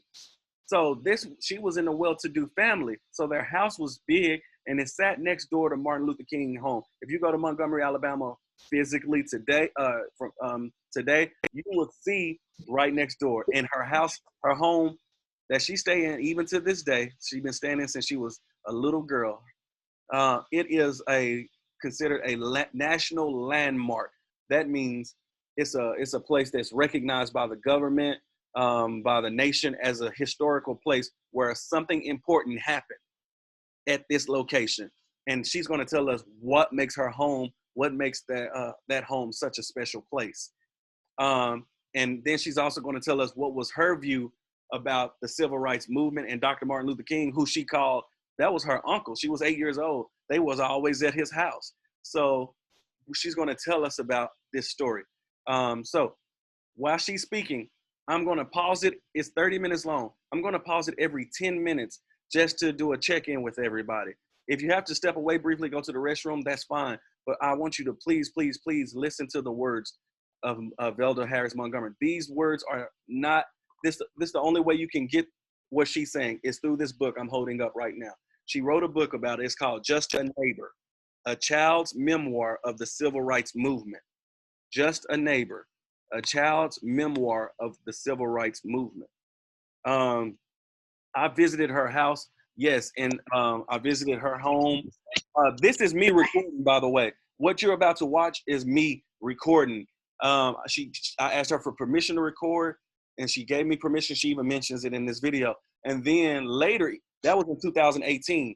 And then just this week, I emailed her, asked her to speak to our class, but she already had a previous engagement, so she couldn't do it. But she said, Dontá, you can use the video that you recorded. That's totally fine.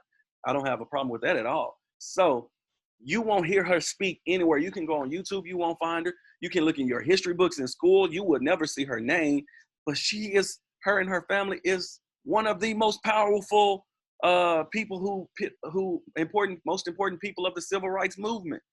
But you won't hear about it. You only hear about Dr. Martin Luther King, Rosa Parks, etc. But we're gonna hear her story right now. Do you see? Oh, I did post a video. So what I'm gonna do, I'm going to include the link to this video. I only cut this to 30 minutes so that it could be on YouTube so we can only hear her story. But I have a full length hour and 18-minute long video of her speaking and another woman who also was from Montgomery, a white family who also was very deeply involved in the movement. I'll post that video I'll post that second video on YouTube, and I'll send both links to you all. I'll include it in the Google Drive so that you can always have access to it. The full video is an hour. This one I only cut it down to 30 minutes. But the hour long one, I'm saying you can watch it on your own time some other time. All right, so here we go. You can keep talking in the chat. I'll respond. But here we go.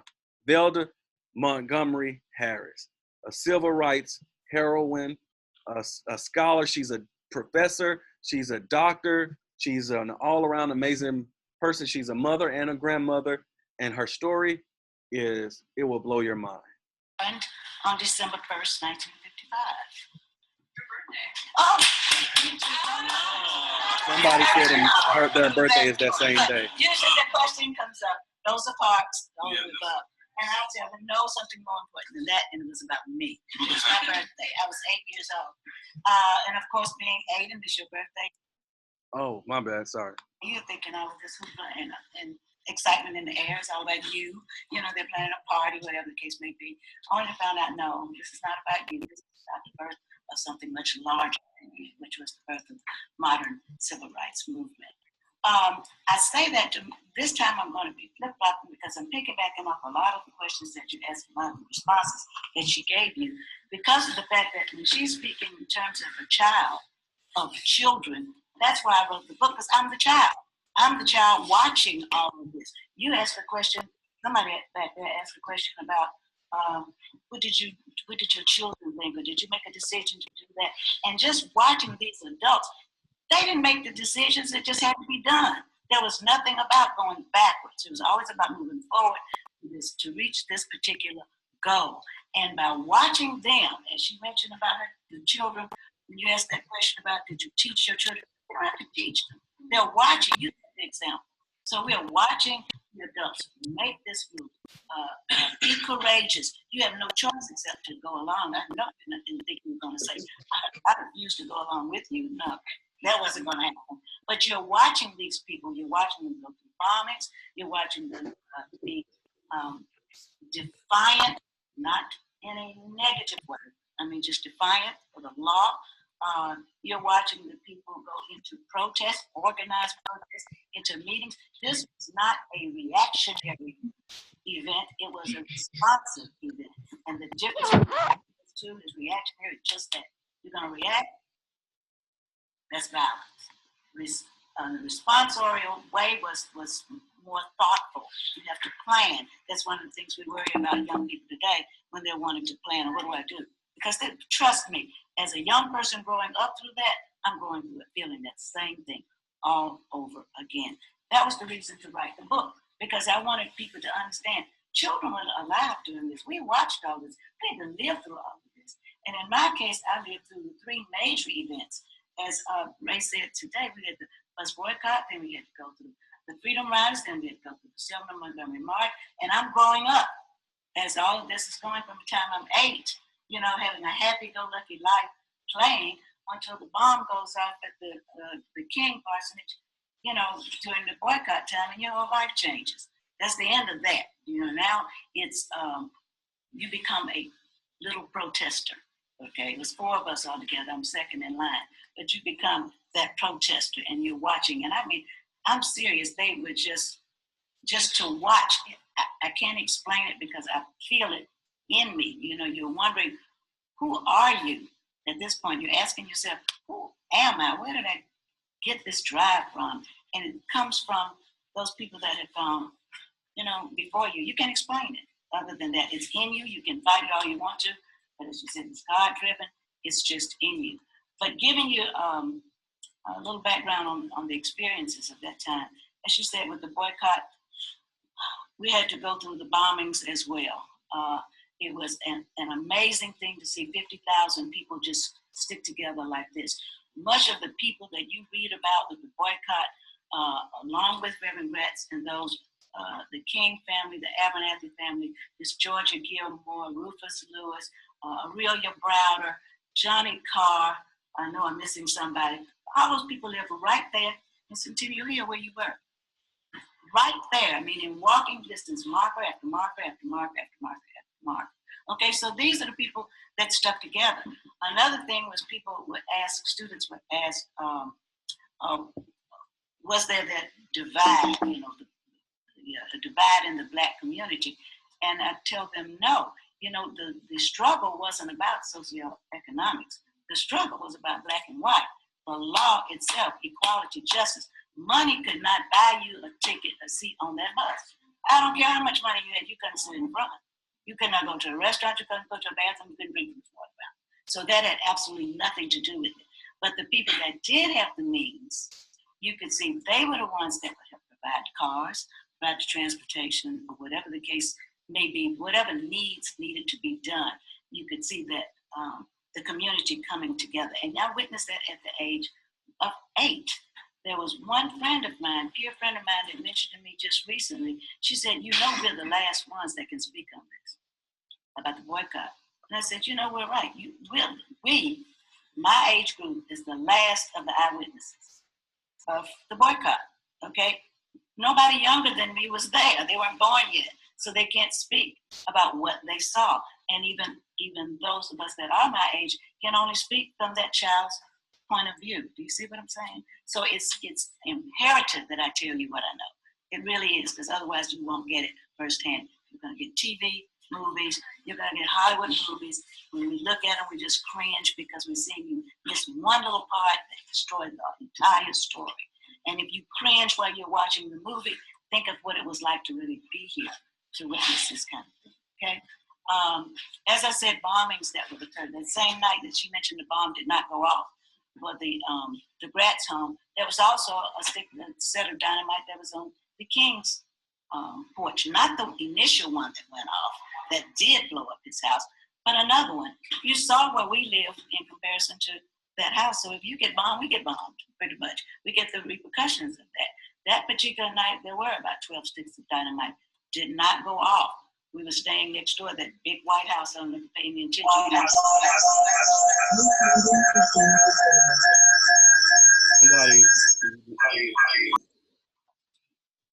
Gentrification came and wiped out our neighborhood, okay? Cab stand was across the street. One of the major cab stands that provided transportation for the riders was bombed. That did go off.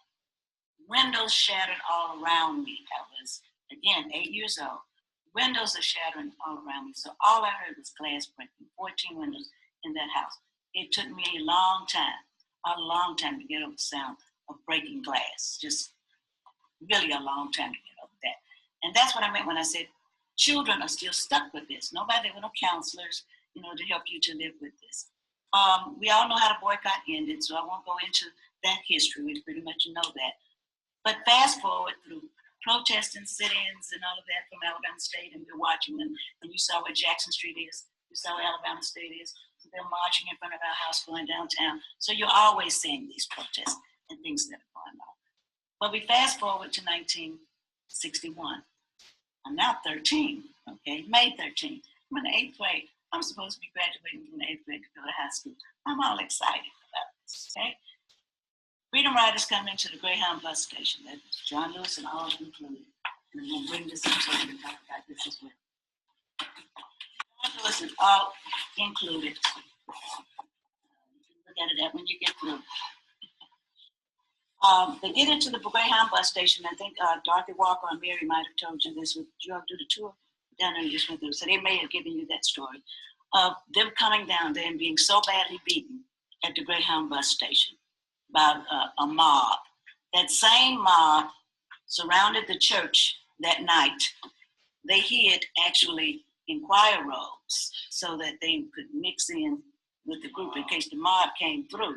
They wouldn't be singled out, you know, picked out for Really quick. Oh my gosh, I gotta stop it really quick. Pause it. It's almost the 10-minute mark anyway. What was that important thing she just said? I don't even want to tell you, but I'm excited. But who knows? What is that important thing she just said? And we just talked about it a moment ago. He was just talking about how the mob of people were surrounding the church. Bingo. The choir room. Yes. So she was in the 8th grade. Okay, she was 8 years old when the movement started. By the time she was in the 8th grade, 1961, listen, the mob of the Freedom Riders came on that bus into Alabama. They went to the church, and that's when the mob surrounded the church. She was in the 8th grade when that happened, in her neighborhood. And she said, she gave us the detail. Remember I asked the question, how did they get out of the church protected, even though the National Guard came? How did people not spot which ones were the Freedom Riders? Well, she said they put on choir robes to pretend like they was a part of the choir. Yo, think about that. Tell me that couldn't be an awesome play. They had to put on choir robes and pretend to be a part of the choir to blend in with everybody else so that they would not be spotted out by the angry people who might just look for them, somebody to shoot. That is an amazing detail to note. I'm going to push play again, but I'm going to put the screen back on. But I just had to pause for that to make sure we all heard her. And she's in the 8th grade at this time. So the people who was outside who was wearing choir robes? No. The church that they were in, right?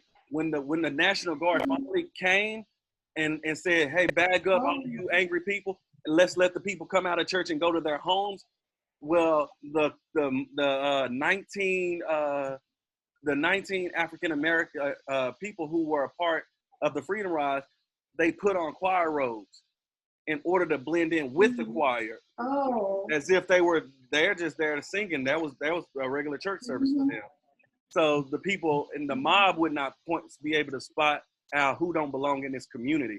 At that time, you knew who lived in the community. So if you see unfamiliar people, you're like, those are the freedom fighters, the freedom riders. Let's get them. So in order to blend in, they just put on the choir robes. Like, what? We're just part of the choir. Hallelujah, hallelujah. That's sneaking and creeping like that, though. That's really smart. That's very smart. The fact that they had to do all that just so they won't get killed is sad. Now, that's true. That's very true. I didn't hear what you said, Tommy. What did you say?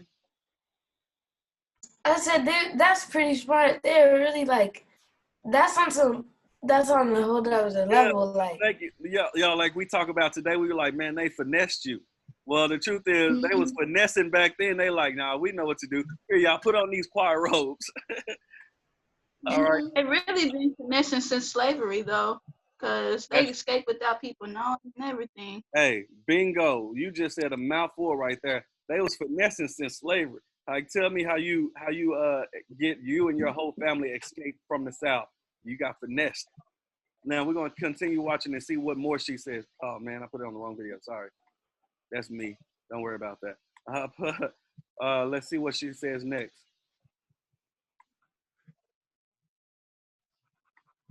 Whatever, because that comes straight from Bernard Lafayette's and those their mouths, Peter Runt's mouths. At that time, there was only maybe about 17, 18 of them that came on that first bus. They were the ones that were so badly beaten. That same mob surrounded the church. Had about 1,500 people in the church because this was a mass meeting. They were trying to prepare. Where are we going to go from here to get prepared to go to Jackson, Mississippi? Okay. So you're thinking about all this mob there out there. They're going to kill you. They're turning over cars. You've got all of these handmade weapons and sticks and all of these kinds of things. They're breaking the stained glass windows and all in the church. It's now the wee hours of the morning. These people are still trapped. They can't get out. So King calls Robert Kennedy, federalizes the troops, brings now these people that are pointing guns ready to hit you, now you got to fit your head because now you're the National Guard. So you got to come down and protect the same people you were killed. Wow. Put them on the trucks and we are the morning and bring them to our house. Okay. Can you all trying to find out where was the communication to say, hey, can you all see this? All these people and bring them. Everybody can see this, right? Yeah. Okay, Yeah. I just wanted to make sure.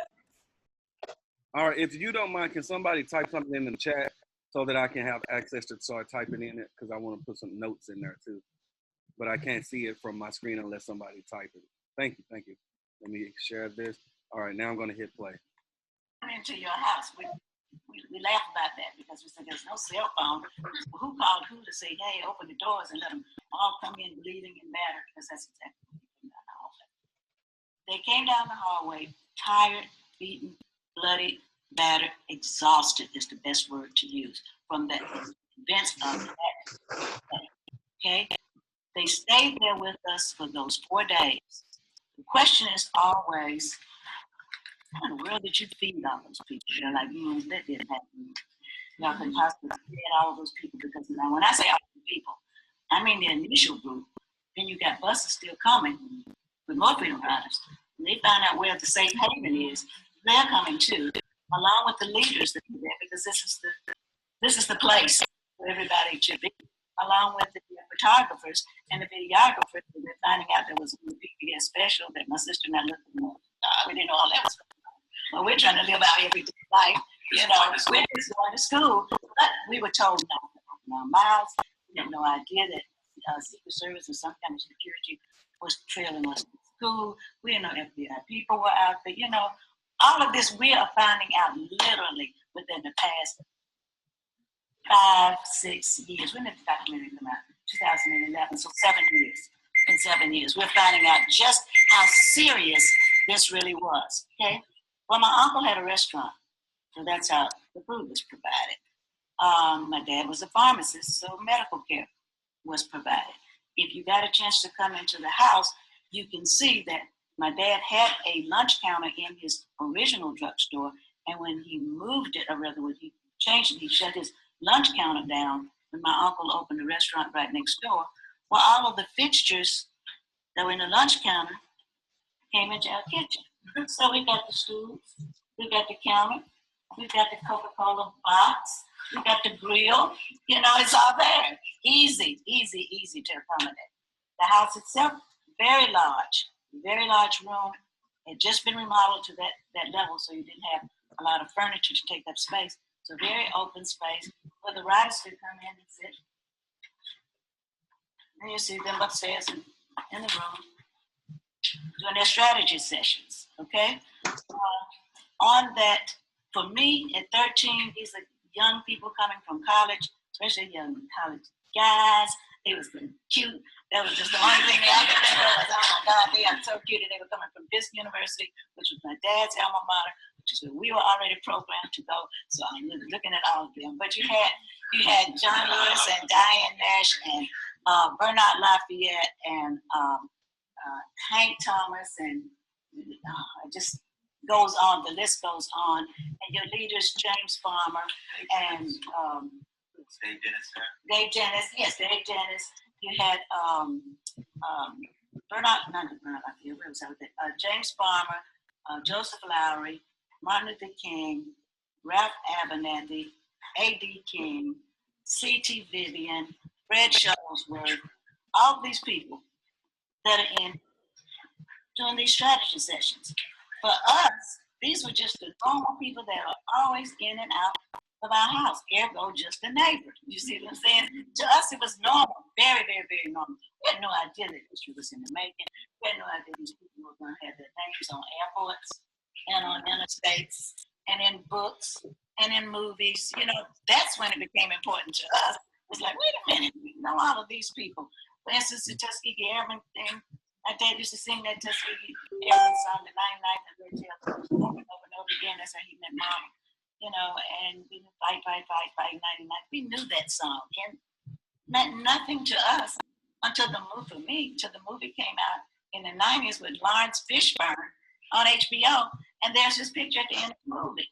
I'm like, this must have been a big deal. Well, I'm really learning now how to appreciate that. And I noticed that a lot of those that were Tuskegee Airmen, once they got out, especially the officers, became activists. So now it's no surprise to me that my dad was an activist. It is absolutely no surprise to me why he stood for equality and justice. He'd already been through that with that particular deal. But anyway, fast forward from there, 1963, I always like to bring this up, even though that was Birmingham. There was a young girl that I met on our way to Fisk in 1965, who happened to be in the church in 1963, the church bombing. And her name was Carolyn Ma McKinstry. And she had just left those girls down the basement, went upstairs. She received a phone call that said, you got 2 minutes. Within the bomb goes off, kills her friends, and all of the above. I say that to say that she wrote a book called While the World Watched. She and I meet each other on the train in 65 going up to Fisk University, and we are comparing notes on who had the most bombings. You know, well, we had times out down the street, Martin Luther King, when I was in the church, we had this bombing. You know, it was almost a partnership, but we were, hey, I spent the 60s as well. But as we got older, I'm fast forwarding to now, because she wrote her book, and when I read her book, I told her, I said, I had no idea you were struggling like I was with all of that hidden, suppressed feelings that we both been through. She actually turned into an alcoholic. And I'm not exposing anything that's not in her book. Because she likes to tell the story. And she had suicide attempts behind all of that because her friends were killed. And she said nobody ever talks beyond the 4 little girls of all the people that have shrapnel still in them, you know, that are dealing with mental issues. Nobody talks about that part of the civil rights movement. You see what I'm saying? This is what we want to get the collateral damage people that go along with that. So anyway, for me, that was 63, but 65, 64, Civil Rights Bill is passed that summer, July. I'm about to go into my senior year. I already been elected to be president of the student council, you know, so I got a little clout. I can call friends and this and the other. St. Jude High School, that was my school. We decided to test the waters. Well, the ink is not even dry yet on the bill. Like, okay, let's go. We're going to see where we're going to go. But see, prior to segregation days, we used to send my little brother, who looked like he was white, and we would send him in there, go taste that water and tell us what it tastes like. Or go in there and buy us one of those cookies from, you know, from here and there. Well, now we can actually test the waters because by law, you cannot stop us. So we go to the drive-in first, get into the drive-in, and mind you, by now, I'm a teenager and have been to mass meetings. I've learned how to do. We've learned how to fall. We learned how to march. Learn how many abreast you're supposed to be on the sidewalk. How many abreast you're supposed to be on the street within the law. And these kinds of things. So we're ready. We are ready to do whatever it is we need to do. Go to the drive-in. We sit in there. Little brother sitting in the front on the steering wheel. Guys, a group of white guys come in and start beating up on him, all of the above. But we had some guys in our car too, so as soon as they opened the doors, these other guys left. But we weren't going to leave. So you just knew, you just have to kill us at this point. You really and truly do that. Your mindset. I am not going to let you drive me away from what's rightfully mine. I have a right to be here. The next thing we go to try to sit in at a little diner. It's about 5 of us going downtown. We sit on the stool and we get the usual, we don't serve this here, you know, the N-word here. Okay, that's fine, that's not what we plan to order. So we would just, and we waited until they called the police, and of course then we did leave, you know. But you just kept pushing the button, and there was somebody else with you, scared at any point, and we would tell them no. I mean, that never throughout the entire civil rights movement that I ever feel fear, ever. And that's always the questions. Well, weren't you scared at one point? And I tell them no, and you're going to hear that answer from so many of us. No, it was just what needed to be done, and then you were like this thing inside of you that's driving you to continuously, you know, to move forward. 1965, I'm now in high school, all set and ready to graduate. I'm 18 this time, 17 now, turning 18 in December. March. From Selma. Now she's 17. Coming in, marching in from Selma. But prior to that famous photo, I have it on my phone, but I know you all have seen it. The famous photo of King and John Lewis and some other members of the albino locked arm in arm, and you know they showed you were right there because you saw the BMO Hotel. That photo's taken right in front of our house. And people say, well, did you see the march? I said, no, I was at the back of it, marching with them. Because we were 12th grade. That by this time we were going with the crowd. That was not the Selma to Montgomery March. That was the preliminary march. That happened a week prior to that, to go to the courthouse for Frank Johnson to say, thumbs up, you're safe to go carry out your march. So that's what that was about, okay? But they push it as that. And there's little things like that. We tell them they weren't in suits to come to march from Selma, you know, those little things like that. But nonetheless, at least it got people's attention. But when they came in from Selma, I did not march from Selma to Montgomery, but they came to our school, to the grounds at St. Jude High School. And so when they got there, we were out of school and we joined the march the next day to march from downtown. But I still was down in the group because we wanted to see all these entertainers. John Baez and Sammy Davis Jr., you name it, they were there in a makeshift stage. And I remember being the height that I am now, okay? And I was trying to get through this crowd. She's only like 5'4". And you know how you say, excuse me. My brother's up there, excuse me. While I'm trying to get to the front, okay, I'm at armpit level to these people that just marched 45 miles, okay? And the next thing I know, somebody must have body surfed me out because I was on a brick wall, laid out, okay? But I say that to say, you know, think about these people. There were no cell phones, there were no Reebok shoes, nothing. Their feet were cutted. You know what I'm saying? They were marching for a purpose, determination. It was all about being determined to get what's rightfully ours. I mean, really, just driven by determination. But that next morning, we all gathered, got in the crowd, we all marched downtown, you know, for the official Montgomery portion of the Summer Montgomery March. So check that out. I've already done all of these things. Like I said, I get to Fisk, having a great time. All of the above, you know, sneakers on campus, hey, Black Power, you know, now we really getting not necessarily militant just yet. I'm on my way though, because April 4th, 1968, we got word that he had been assassinated. Now, mind you, this is like my uncle. I know him.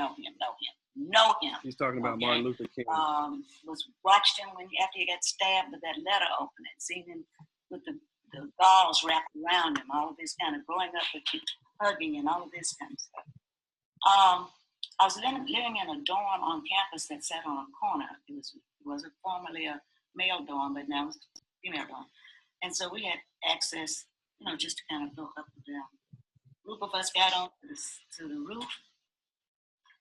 That night, tear gas is everywhere. Nashville is exploding. The campus is exploding. Oh, sorry. We're on the roof and making Molotov cocktails, and I don't want to see a white person, period, because I have had it up to here with you people. Had it. That was the first time I had felt hate in my heart.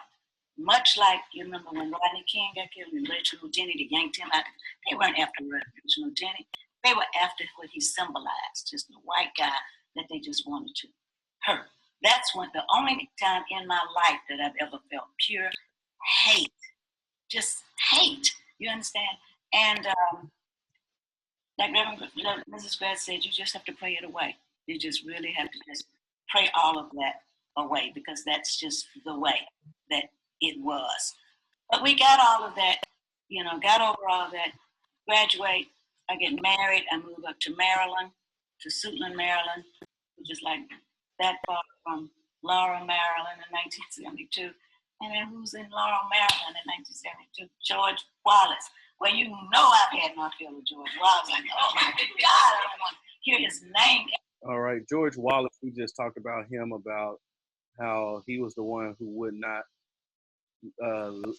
when Attorney General Robert F. Kennedy called George Wallace to tell him make the people leave from surrounding the church, and from destroying the church or about to set it on fire, even though there was 1,500 Black congregants in the church, including the Freedom Riders, including Martin Luther King Jr. They were going to set the church on fire, and George Wallace would not stop it. He was one of the most vicious governors and racist governors at that time. So she's saying by the time she went out to college and graduated and got married, and she was living in Virginia, and he was there, she's like, oh my gosh, are you serious? I want to fast forward towards the end, because like I said, you'll have this access to this because I'm going to put it in the Google Drive that you have, so you can listen to the remaining of it. But I think there's a couple of things I just want us to hear. It's not like me trying to learn about slavery. I'll never understand what that was. Oh, I got to back it up just a little. There we go. then it turns right back around now. Grandson a different way, and now he's got to learn all of this. That's the best way that I can answer that. For you, I think you're doing absolutely the right thing by going on these pilgrimage, listening to people, firsthand people, if you can take it, and watch documentaries versus movies. Okay, actually study the documentaries and make sure it's a quality one, so that you can see. And that's the best way that you can learn about it. It's not like me trying to learn about slavery. I'll never understand what that was like. Hopefully, I never will have to. But I can respect the courage that it took for these people, the strength that it must have taken, the resolve that it must have taken, to endure that. Especially Harriet Tubman. Jesus, my idol. She really is. Anybody else? Question? Now that I know you talked about writing your book, Just a Neighbor, looking back on it now and talking to us and other people that you come into contact with, giving your firsthand knowledge of your experience, how does it make you feel knowing that your voice is finally out there about firsthand experience of Dr. King just being a neighbor and being local to you, and hearing the news of his assassination, and your relationship with him and his family, and everybody else that was involved. So kind of, what are your emotions and your feelings as, a young African-American woman at the time, and even now expressing yourself and, recollecting everything that happened? Well, first it was just excitement. When I wrote the book, it was just exciting. Anybody wanted to buy the book? Everything I had to say was like, I just need to get it on paper. I didn't even print but a few copies, and now it's in the sixth printing because it was in 2010, and I just, I just got it cathartic. It's on paper in the story. Here it is now, 2018, and now I feel that it's necessary for me to tell the story. Just like I mentioned in the beginning, it's necessary for me to answer any questions that you might have and tell you exactly how I felt. And now I'm looking at it as an adult, as a parent, as a grandparent, and looking at what I have done, what I have made those same choices that my parents had to make, those kinds of things. And that's what I feel now is a tremendous sense of responsibility to carry on for them, to share. It has absolutely nothing to do about fame or wealth. That's when you said, can we videotape it? Yeah, it's a story. It belongs to you. I can't make money off of what happened. That's not what it's all about. If you do, it's. All right, I just want to end it there. So we got to hear Zelda Montgomery Harris's story. Was not that just an amazing story to hear and learn about? It answered a lot of questions.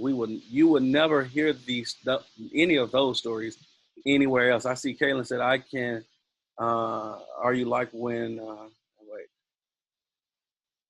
Oh, you would like to, you think you want to act her out when she went through for tomorrow? That's what we're about to talk about. That's what we're about to talk about. We're going to break into groups. This time we have 4 groups that we're going to break you off into. Because we have Claire. I told you this earlier that we will be joined by four people. Me, I'll be one person to lead a group. Claire, who was with us yesterday, she will lead a group. Sarah, who was with us on Monday, she will lead a group. And then Alicia is here with us, and she will lead a group. And what we're going to do when we get into groups, you're going to this time we're not going to talk. That was a lot of great information, and I know we want to say a lot about a lot of things she said, Zelda Harris, but we're gonna hold off for a while. We'll get to talk about it, trust me. But even if it's tomorrow morning, but right now, I want us to write. I think it's important for us to write. So when you go in your groups, I want you to pick one story. It can come from the story that any of the stories you heard today, or yesterday, or Monday. If tomorrow is the actual performance day, which it is, I want you to begin writing the story that resonated with you the most. Some of you have already started. I got emails asking for certain documents and things like that so they can continue writing their monologue. But this is your time to write. And I'm going to give you a moment to do that. And as you write, I want you to think about it. I like what Claire told her group yesterday. Don't think about it as a full story that you got to act out, how they drove through here, how they got there, and then they went here, and then they went there. No, just pick a moment, especially because this monologue is only 2 to 4 minutes long. It's short. So pick a moment that resonated with you the most. So for instance, if Velda Montgomery Harris's story resonated with me, I would not tell every story that she told from when she was 8 to when she was 13 to when she was college. I wouldn't do that. I would say, I'll pick the moment that the Freedom Riders arrived at my front door with choir robes on. How must she had felt at 8 years old seeing that these people, Freedom Riders, were hiding out from these bloodthirsty mobs, the police officers and everything, and they were hiding at my house. You talking about some of the powerful names we know of today. James Farmer was there. Martin Luther King was there. All of these names. How did she feel when she saw them arrive at her door in choir robes because they had to sneak out of the church? So that they wouldn't get burned. So with that being said, pick moments. Don't think about the full story. Think about a moment that you would act out in the monologue. All right? Any questions before we split into groups? All right, cool. Well, I'm going to put us into 4 rooms, and I'm going to create the breakout sessions like this. Move to. Oh, I have a question. Yes. Is it, what if you have no idea what to write about? Could you like talk or like ask, like talk now? You can talk it out, and your teacher, your instructor who will be in the room could help you talk it out. Think about what they might ask you. What moments did you? What's a story that you enjoyed, that you remember, that you will walk away with, and then they'll help you bring that story to one specific moment. All right. So that's a good question, though. Okay. Any other questions? All right. So I'm going to split us off into groups. Right now, I'm going to send. I'm looking at the groups that I have here, make sure they are structured out in a decent way.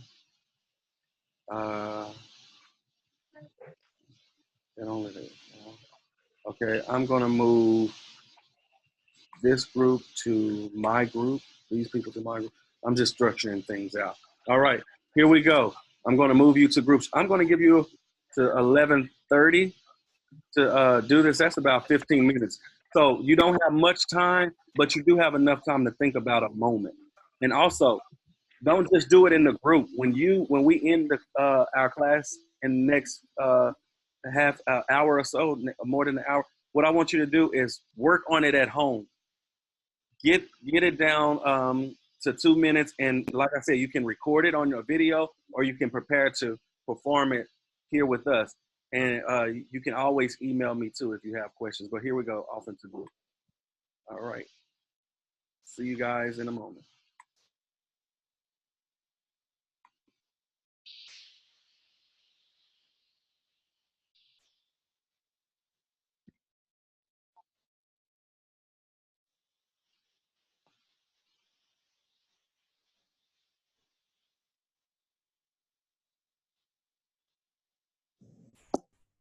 Hello? Hi, Mr. Dontá. Hey. I'm looking and wondering why there's a couple of people who are not in our, oh, there we go. How many of us are there right now? 1, it's only 2. There should be more people. Let me see. 1, 2, 3, 4. 1, 2, 3. 1, 2, 3, 4. Okay. I guess this is how it is. All right. So you already started writing, or are you going to be writing right now? Well, I have 2 people in mind. The first one is James Farmer Jr. Okay. And the second person I want to write about is the Emmett Till's grandfather. Although I'm pretty sure a lot of people are already doing James Farmer Jr. So. Okay. You know, if you did, or if you were curious about doing James Farmer Jr., if that's something that you really want to do, what you could do is talk about it from maybe one of his roommates' perspective or his debate team people perspective. So people might talk about James Farmer maybe using him in his actuality, but Yeah.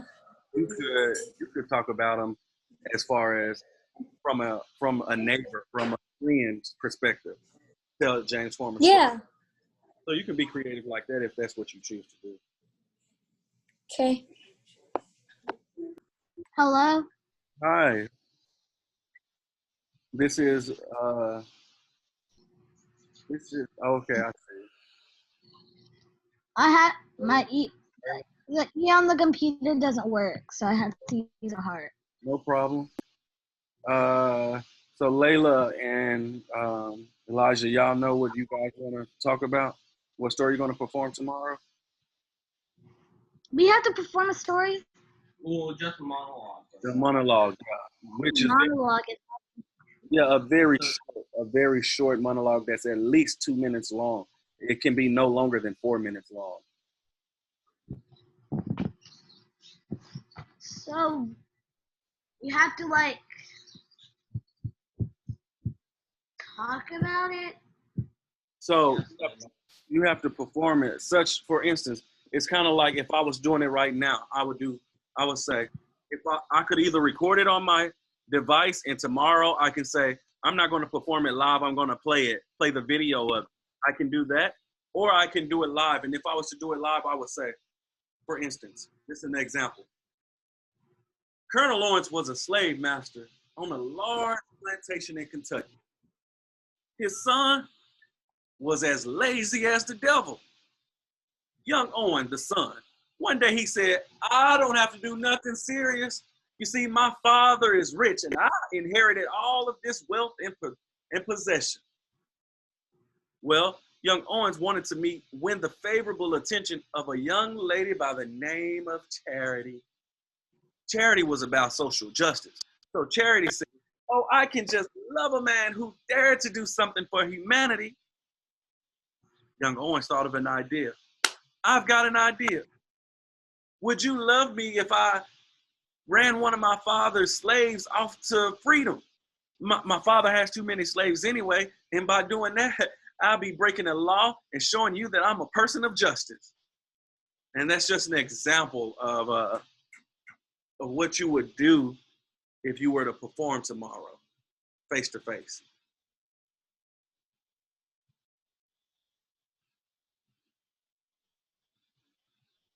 What are you thinking about doing? Hello? Who are you thinking about? Hello? Yes. Can you hear me? Say that again. I'm sorry.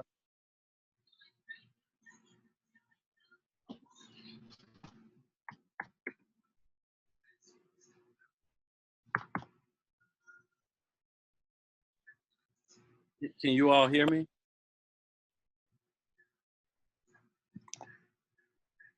Anybody? Can you all hear me?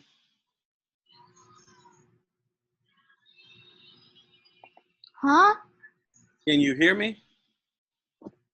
You're muted. No, I'm not muted. Can you hear me?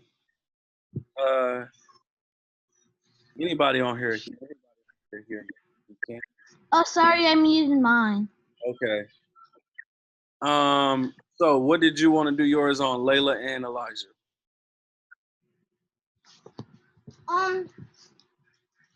Who was that guy who got shot in the back? Medgar Evers. Yeah. Okay. So you think you can be ready tomorrow to have a 2 to 4 minute monologue about Medgar Evers? Well, can I do his death? Yeah. Okay. Wait, I don't understand. Still. I still don't understand like what we're supposed to do. All right, so Layla, this is what you're supposed to do. Let me know when you're ready to, and I'll tell you what you're supposed to do. Are you ready? Yeah. Okay. Tomorrow, so tonight rather, you are going, even starting right now, you are going to think about one of the people we talked about, one of the heroes or sheroes. You're going to write the person's name down, and you're going to tell how you're going to tell their story. You're going to tell their story in 2 minutes. So think of a moment of their story that really speaks to you, and you're going to tell their story. So, for example, you saw the video we watched today, right?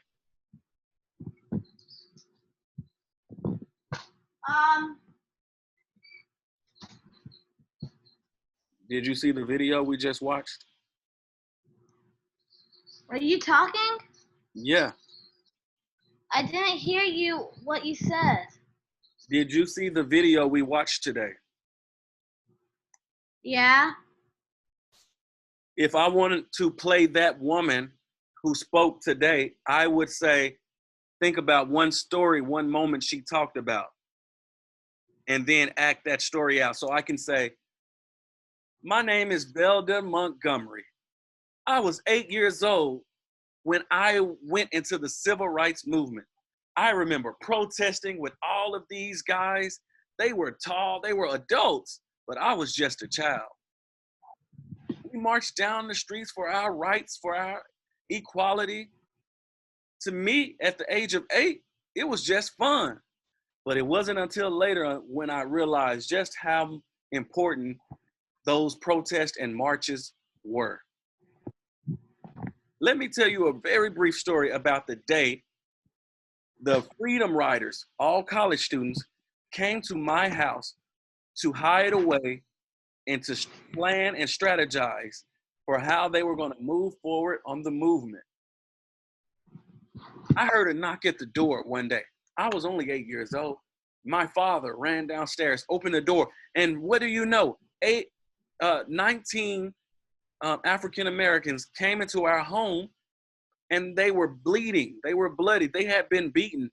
I realized that was because they were freedom riders. They had taken a bus down through the South. When they arrived, they were beaten. They escaped, hid away in the church, and somehow had made their way to our house to hide out and escape. Wow. They were my heroes. So that's kind of thing you would do tomorrow, Layla. Pick a story to tell. Do you understand? Yes. Linnea. Linnea.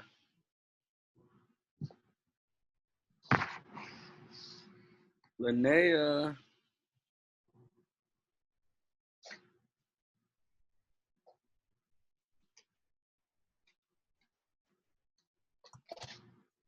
All right. So right now, I'm just going to be quiet. I'm going to let you all go to writing. Right now, you should be writing your stories.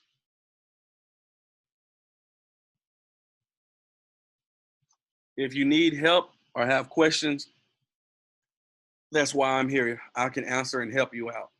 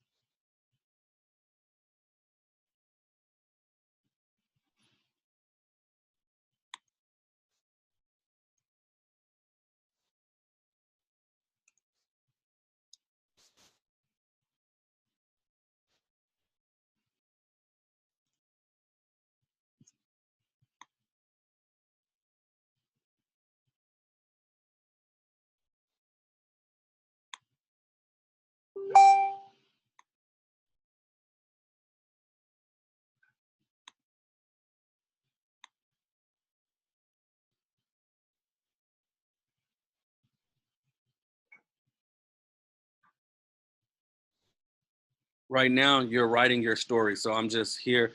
Everybody's writing quietly. They're writing their story down. If you need help, I'm here to help. Linnea, can you hear me, Linnea? Linnea. On paper and pencil? You can use paper and pencil. You can use the computer, whatever is best for you. Write it down. Can you write it down inside the chat group? No, this is for you. You need to write it down at home so you can perform it tomorrow. I don't really understand.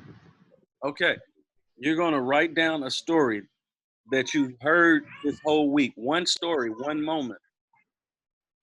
Pick one moment of a story that you heard anytime this week. And from that one story, from that one moment, you're gonna write a 2-minute story that you can perform for us, okay?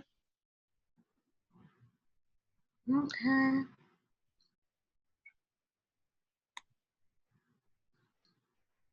So like a paragraph or so? Yeah. Okay. Exactly. Like a paragraph, maybe 2 paragraphs. Okay.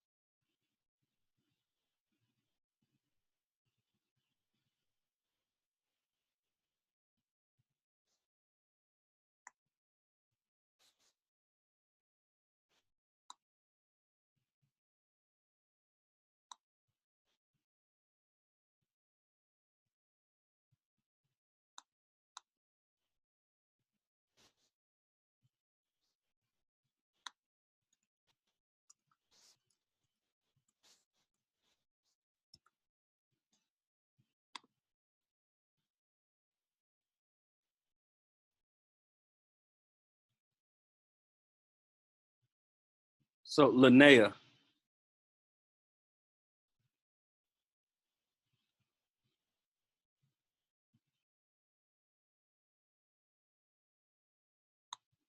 Linnea,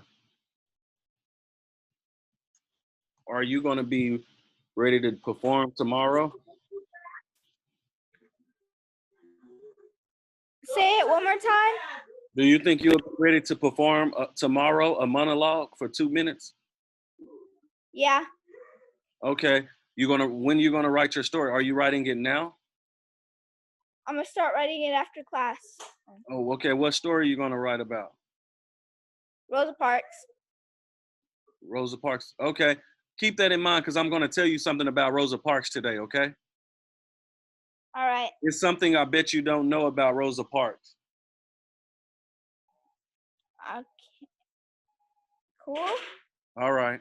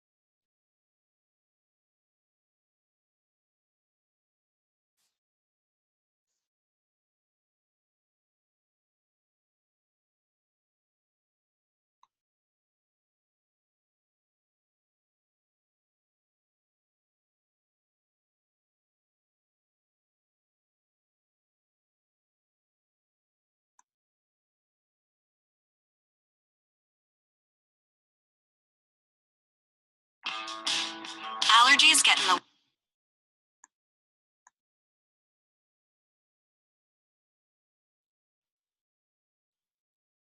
All right, guys, we have about 2 more minutes to write, and then we're gonna, well, I'm gonna give it 1 minute. We're gonna really talk really quick, and then we're gonna come back with everyone else.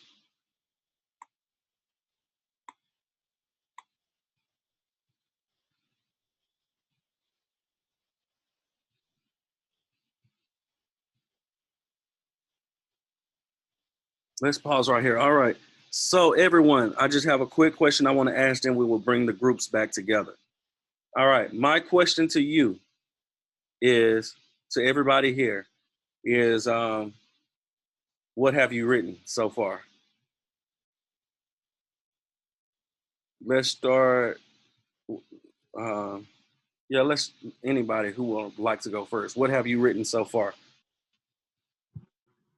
One sentence. Okay. I know you just started. And make sure you work on it today, though, Layla, so that tomorrow you can be ready, okay? 4. Go ahead.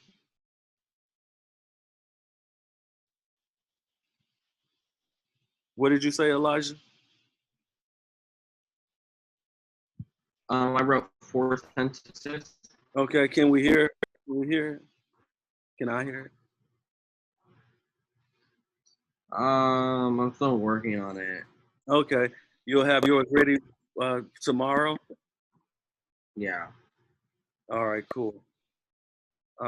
Who's next? I know Linnea said she's working on hers. She's going to be doing it tonight. What's our friend name? Is this, it just says iPad right now. Okay, there we go. Sorry. Yeah, I have a couple of sentences. I can write it down in the chat. Okay, that'd be cool.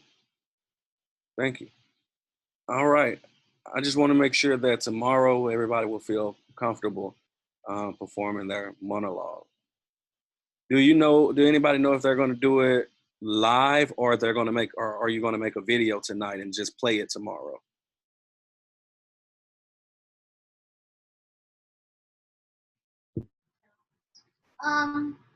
Dante, Yes. what's the guy's name who got shot? And how do you spell it? It's Medgar Evers. I'm going to type the name right here so you can see Madgar Evers. Medgar Evers. You could Google his name too. But do you two know if you're going to perform it or record it? Probably record it. Okay. We don't really know how to record it. I'll figure out a way.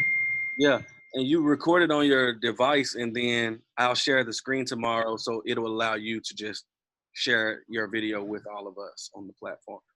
Or or you can email me. Oh, this is what you can do. Email me your monologue. If you're doing it a recording, you can email the video to me tonight. Or you can just text it in the chat. I don't know your email. Let me put it right here, right now. Can you write this down? I just sent it in the chat. That's my email. Anybody who want to do the video and send it to me tonight so I can look at it and I can be the one who play it tomorrow, please send it to that email address. I think that's a good idea too, to record it. To be honest, if it was me, I would probably record it and then just play it in class. That would be kind of easier for me.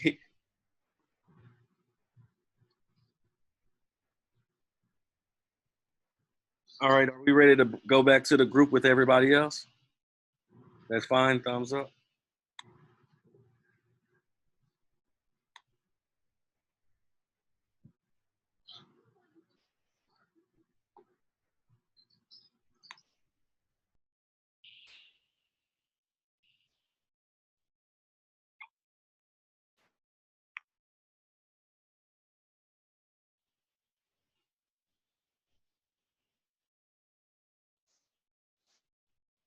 Hello. We're back. We're back. We're back. Back. That much. What was Sarah? Sarah? That's a good.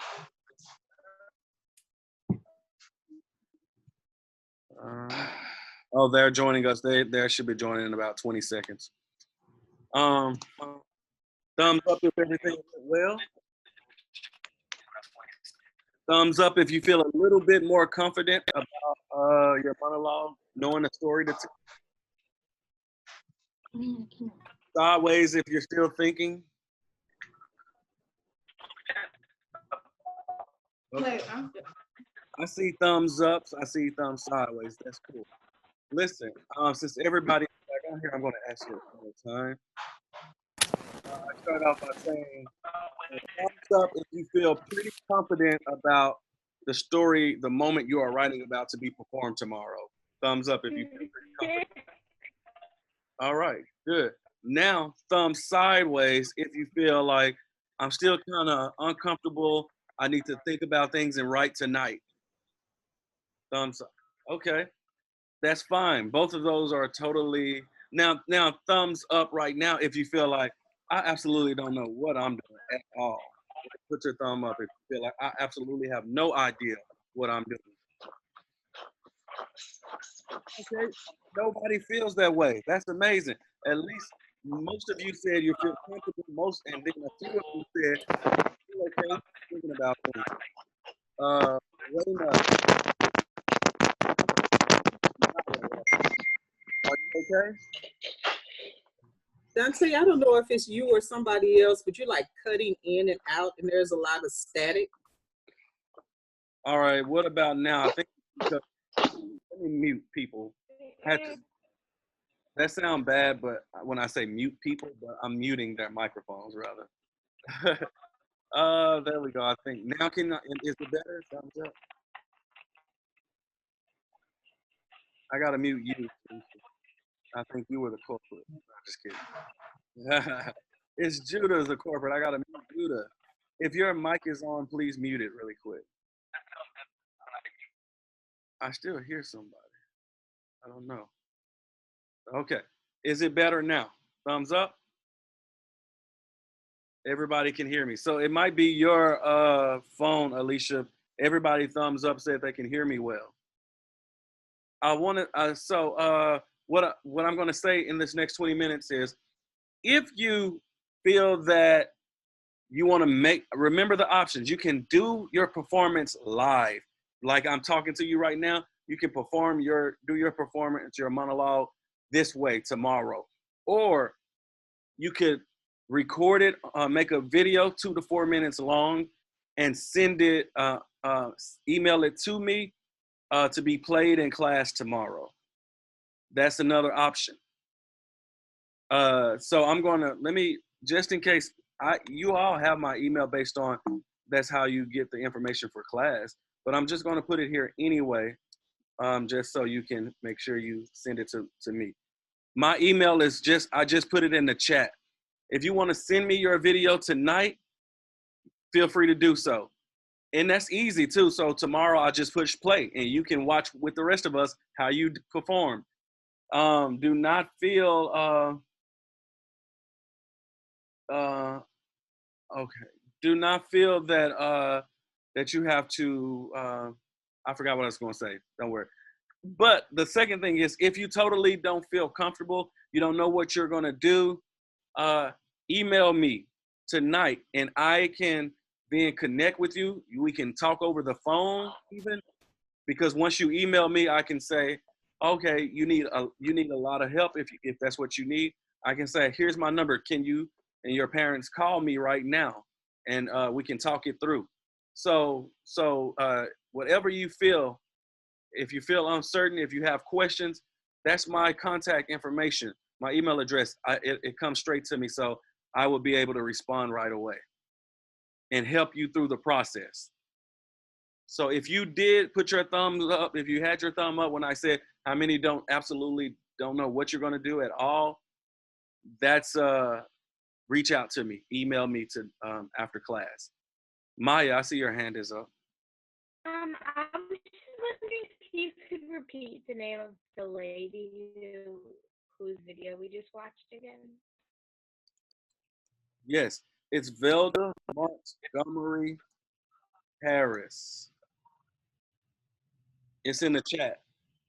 I also. Wait, will you repeat? I heard about that just a bit. Do you see it's in the chat room? I'm in the chat group.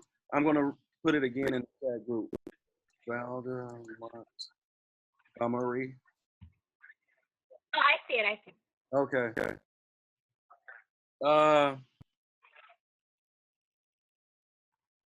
I want to say, yeah. So reach out to me if you have any questions that you really need help developing your story. I know that all of us are still developing the story, but if you feel like I absolutely don't know where to start at all, reach out to me. Other than that, I want to say, are there any questions before I get to this last thing? Okay, awesome. Hold on. Go ahead, Jay. Hey, peoples, my wonderful scholars. Tomorrow we're going to do the Negro National Anthem, Lift Every Voice and Sing. I would like everyone to just look up the lyrics just to the first part. We're not singing the whole thing. We're just going to do the first part, the first line, the first stanza. So I was just going to let you guys know that in advance. So if you guys want to listen to the whole song, I'm not knocking you down for doing that either. But just look at the first stanza, the first part, because that's what we're going to sing tomorrow. And, like I always do, I am going to talk about why we're singing it and the significance for it. Thank you. So just yeah. Thank you. So that's and I also want to encourage everyone to look in the Google Drive. I put a lot of information there, and I'm going to add the YouTube clip of what we listened to today. That's going to be in there. So make sure you look into your Google Drive. And because today I said we're going to focus on women in the movement, I just want to rush through this last two things that I want to talk about. Anybody know who a lady named Rosa Parks? Anybody ever heard of Rosa Parks before? We are in Montgomery, Alabama right now. So just raise your hand. You just asked that question? Yeah. Does everybody know the name of Rosa Parks? Yeah, and we talked about it already. But check this out. I asked that as a setup. You see this, Tommy? Anybody ever heard of the name, let's see, Claudette Colvin? Raise your hand. Okay, a few students, woohoo. Well, I'm going to introduce Claudette Colvin to most of you. So please listen up, this is very important. Well, you got to hear it. 2020 is certainly one for the history books, but every March, including this one, we recognize women's history. And tonight, we honor Claudette Colvin, the civil rights crusader arrested for refusing to give up her seat on a bus in segregated Alabama. Now, this was before Rosa Parks did the same, sparking the history-making Montgomery bus boycott. Here's Colvin's incredible story and the surprising reason it went untold for so long. You have heard the story, but likely didn't know this name. A lot of accolades went towards Rosa, and nobody knew about Claudette. Claudette Colvin was just 15 years old on March 2nd, 1955, when she refused to give up her seat on a Montgomery, Alabama bus, 9 months before Rosa Parks. When the news reporters asked me why didn't I get up, I said, history had me glued to the seat.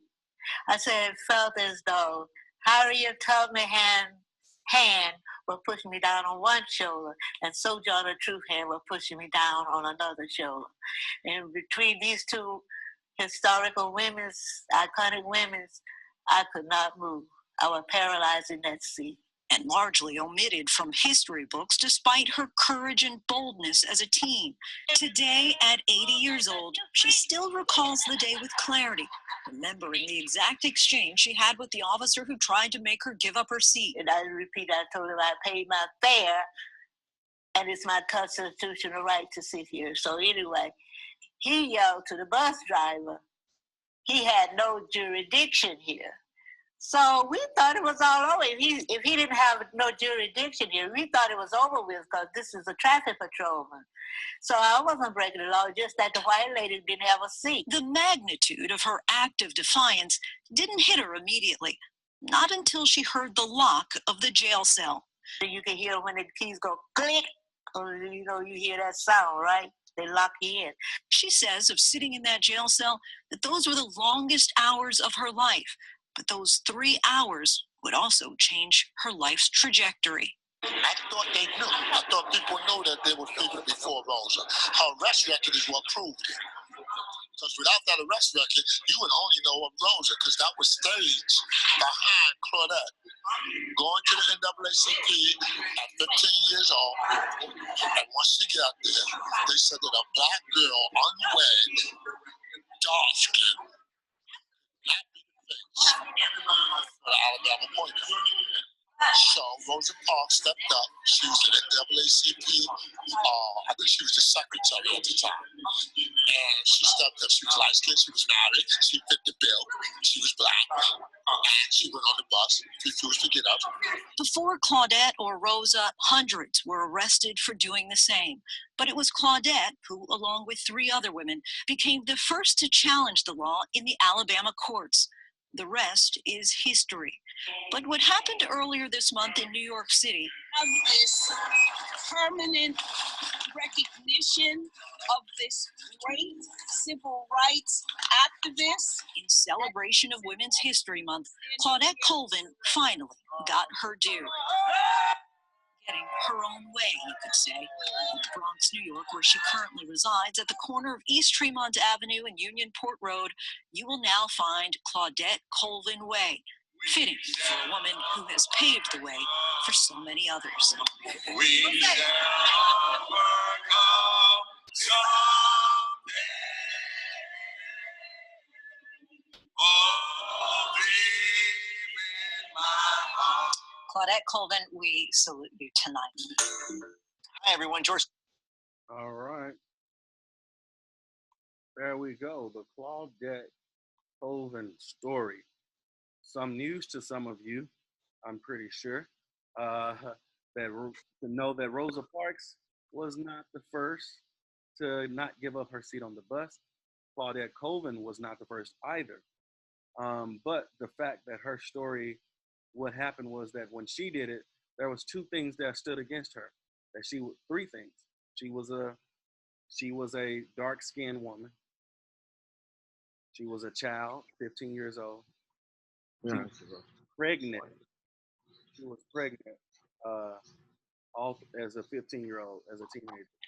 Those things made the civil rights movement, the NAACP and others say, we can't use her. We got to do the same story that she did, but we need a light-skinned person. We need a person who is noble and have the reputation of being a noble person. And that was Rosa Parks. All right, I see this. The siblings, Ramses. Go ahead. Saw your hand up. I have a question about like who I'm studying. Okay. Was he poor? Medgar Evers, he was not poor. They were not rich or wealthy, but they did well enough that he had a house built in Jackson, Mississippi.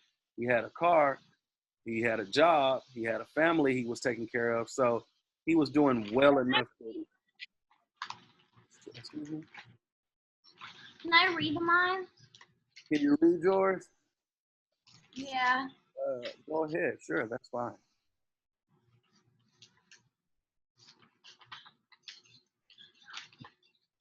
He was on his way back from work.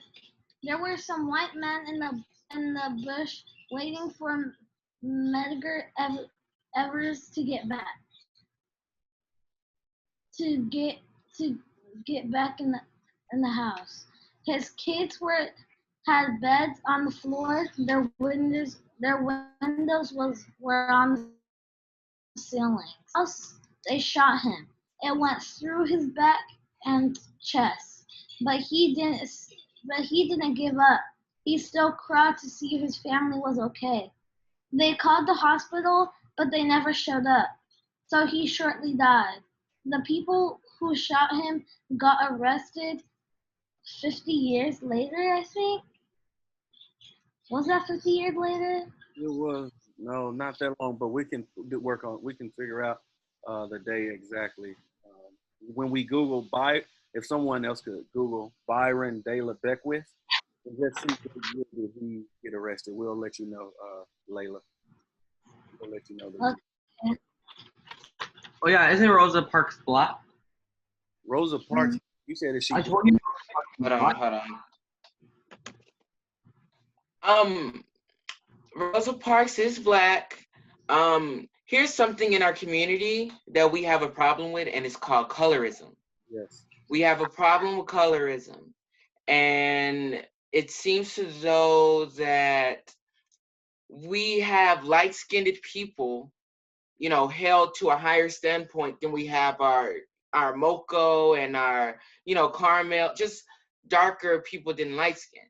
And Rosa Parks is black, but I don't know what the whole point of why we had light skins leading. Like we have that problem in some of our TV shows, and it's just it's horrible. Yeah, colorism exists in nearly every culture. That's true. Yes. Latinx community says the same thing about lighter skin. Their lighter skinned friends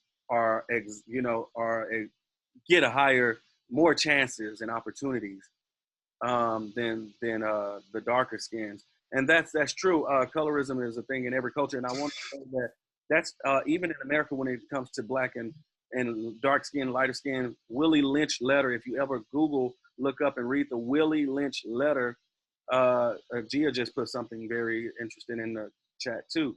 So it exists everywhere, and it's horrible. And the Willie Lynch letter is Willie Lynch telling one way to keep people enslaved is to make them fight the darker against the lighter. If you watch The Great Debaters, which I recommended, it talks about it in that movie as well. So Rosa Parks was light skinned, and so they wanted to use her story. I do, especially in 2020, we look back and we say that was wrong of the NAACP to say, no, we can't use her story. Let's find a woman that's noble and a woman that's light skinned. But the truth is, looking back at history, it's easy.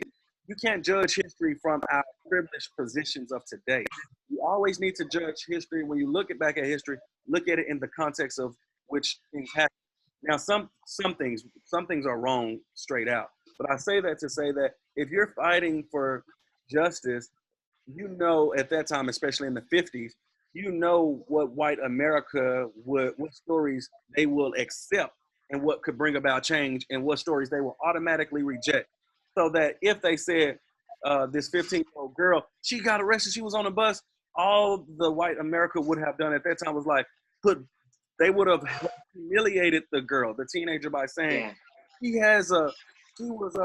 she's pregnant. What kind of 15-year-old child is pregnant? See, she's not a civil disobedience is what she's not practicing civil disobedience. She's just rebellious all around. Look at her. How could you even be pregnant and still in high school?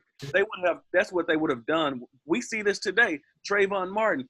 Oh, he was a kid. Well, no, he wasn't. He was suspended from school. Remember? He was this. Remember this picture? He was smoking weed on this picture.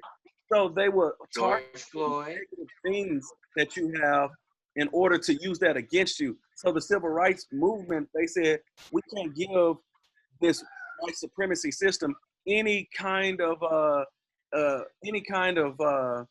assistance with getting a negative story. We need somebody who has a clean reputation, and that's why they had to do that. So yeah, but nevertheless, Claudette Colvin's story should not have been separated from history from Rosa Parks' story. The two should go together. We talk all this week about a 14-year-old named James Farmer Jr. who changed the world, a 14-year-old named Emmett Till who changed the world. This 15-year-old Claudette Colvin also changed the world.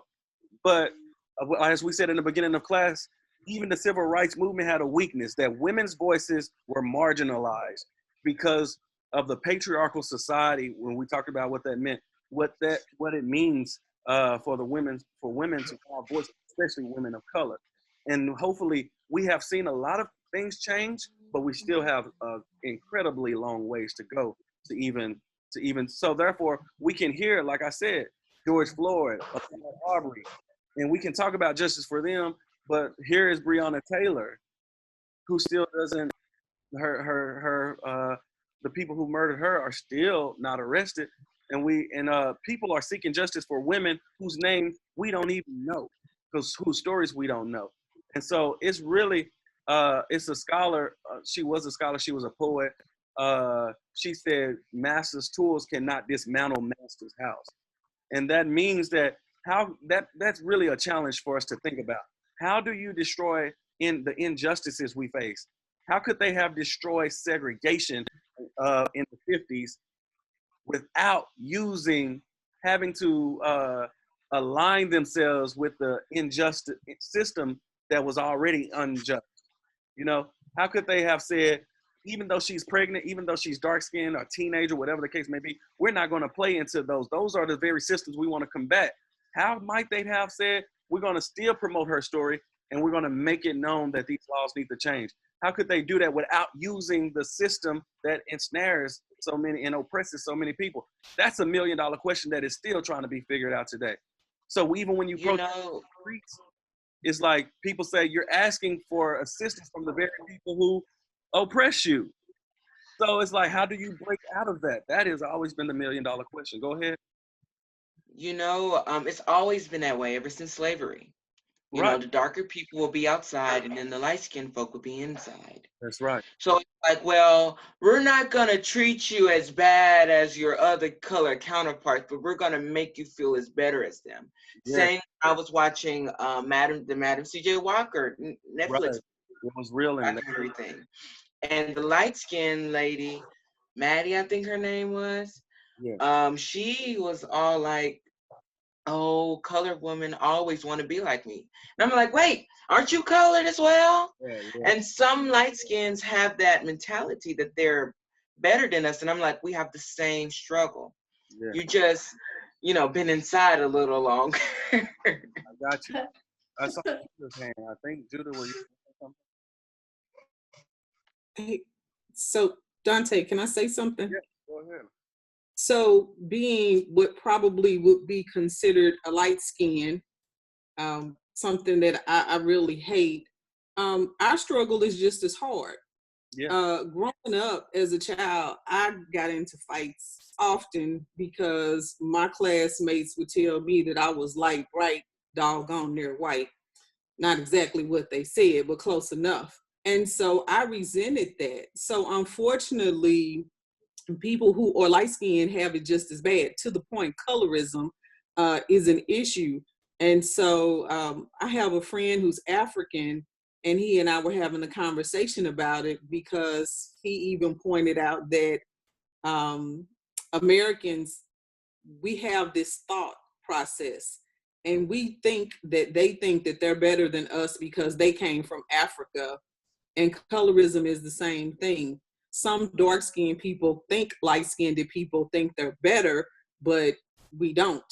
Some dark-skinned people think they're better because they feel like they're more black because they're not light-skinned, but I don't think that.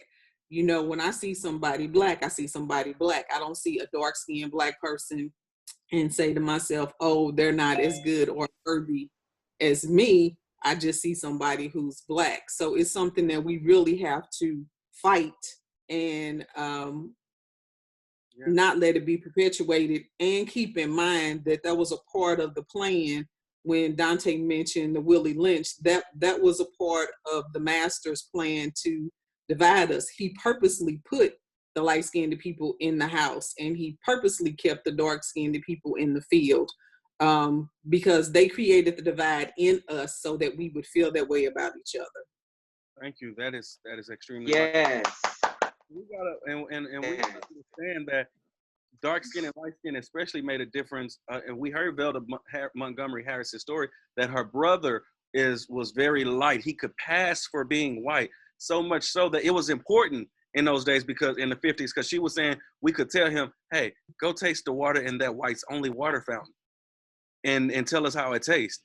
You know, he could go and do stuff. Can you go in that store for us and buy some cookies? Because we don't have those cookies in our black stores, but we want some. Can you go and buy the cookies? Because he could get away with it by pretending to be white because he looked the part. So I think some things has to change because the systems and ways have changed, but that's a different story. Thank you all for sharing. I just want to end it on this note, and then we're ending class today. I will see you tomorrow. I want Jay to I'm going to hear from Coven, and then I want Jay to, do you have a quick one verse that you want us to sing along with? All right, go ahead, Coven. You want to, sure. All right, go ahead, Coven. In the movie Harriet, one of the slaves that they had was very light skinned, and so she passed as a white man. Yeah, I remember that part. That's good. That is true. I forgot about that, but that is very true. And see, that's why. So passing as white in those days of overt racism, it worked for you, and it could help. Go ahead, Ramsey. She was actually part white in the movie because her dad was a slave owner. Okay, that's good. No, she was part white because her dad was a slave owner, slave holder. Thank you. All right, take us one verse, Jay, and then we'll see everybody tomorrow. Okay, this song is called I'm on the Battlefield. Now, if you go to church, they sing that a lot. But we're going to change For My Lord to For Freedom. So it's going to be I'm on the battlefield for my freedom. I'm on the battlefield for my freedom. And I promise that I will fight till I die. I'm on the battlefield for my freedom. So it goes like this.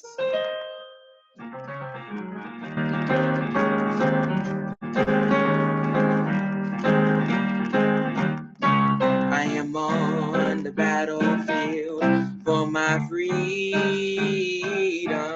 I am on the battlefield for my freedom. And I promise that I will fight till I die. I am on the battlefield for my freedom. That's how it goes. Okay, we ready? 1, 2, 1, 2. I am on the battlefield for my freedom. I am on the battlefield for my freedom. And I promise that I fight till I die. I am on the battlefield for my freedom. Awesome. Thank you. Listen, guys, as we close out, tomorrow is the big day. Don't worry. We're going to spend the first half totally practicing the performance. And the second half is going to be the actual performance, okay? So the first hour and a half is practicing the performance aloud. Everybody will go one at a time. The second half will be the real performance, all right? We'll take a break between the practice and the real performance. Remember, I see your hand, Maya. I'm gonna get to you. I remember if you didn't want anything. Okay. If you have any questions, you need help, please email me, and I will be available to talk to you, even if we have to talk over the phone. All right. So if you have a video, if you turn your presentation into a video, email me your video, and we will just play it on the screen tomorrow so everybody can see. All right. On that note, we have 3 singers tomorrow. Jay will sing, Caitlin will sing, and I think that Layla wanted to sing a song. Go ahead, Tommy. Oh, I just wanted to say thank you for like teaching us stuff, and I appreciate it. Thank you. That always warms my heart to know that people say, just when people say thank you, just to know that this is important to you all. I'm glad to be of help to you all. So please, the survey that I sent out yesterday and Monday, I'm going to send that out today in an email. Please fill it out. It's the same 4 questions I always ask. So please fill it out. I just want to make sure you all are having a great experience and you're learning a lot and you're excited about this class. All right. With love, I will see you all tomorrow, 9 o'clock here in Arizona, 11 o'clock for you Texas people. I think it's 9 o'clock for Cali folks too. All right. And in the meantime, I just want to quickly chat with Claire, Alicia, Sarah, and Jay, just for a brief moment. Thank you, guys.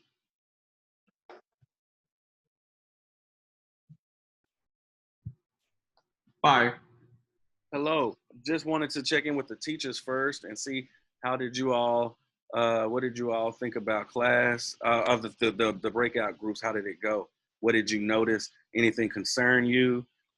Things like that. Anything makes you feel make that it's going to be great? Recording. You still recording. Oh, thank you, sir. You're always on. He doesn't want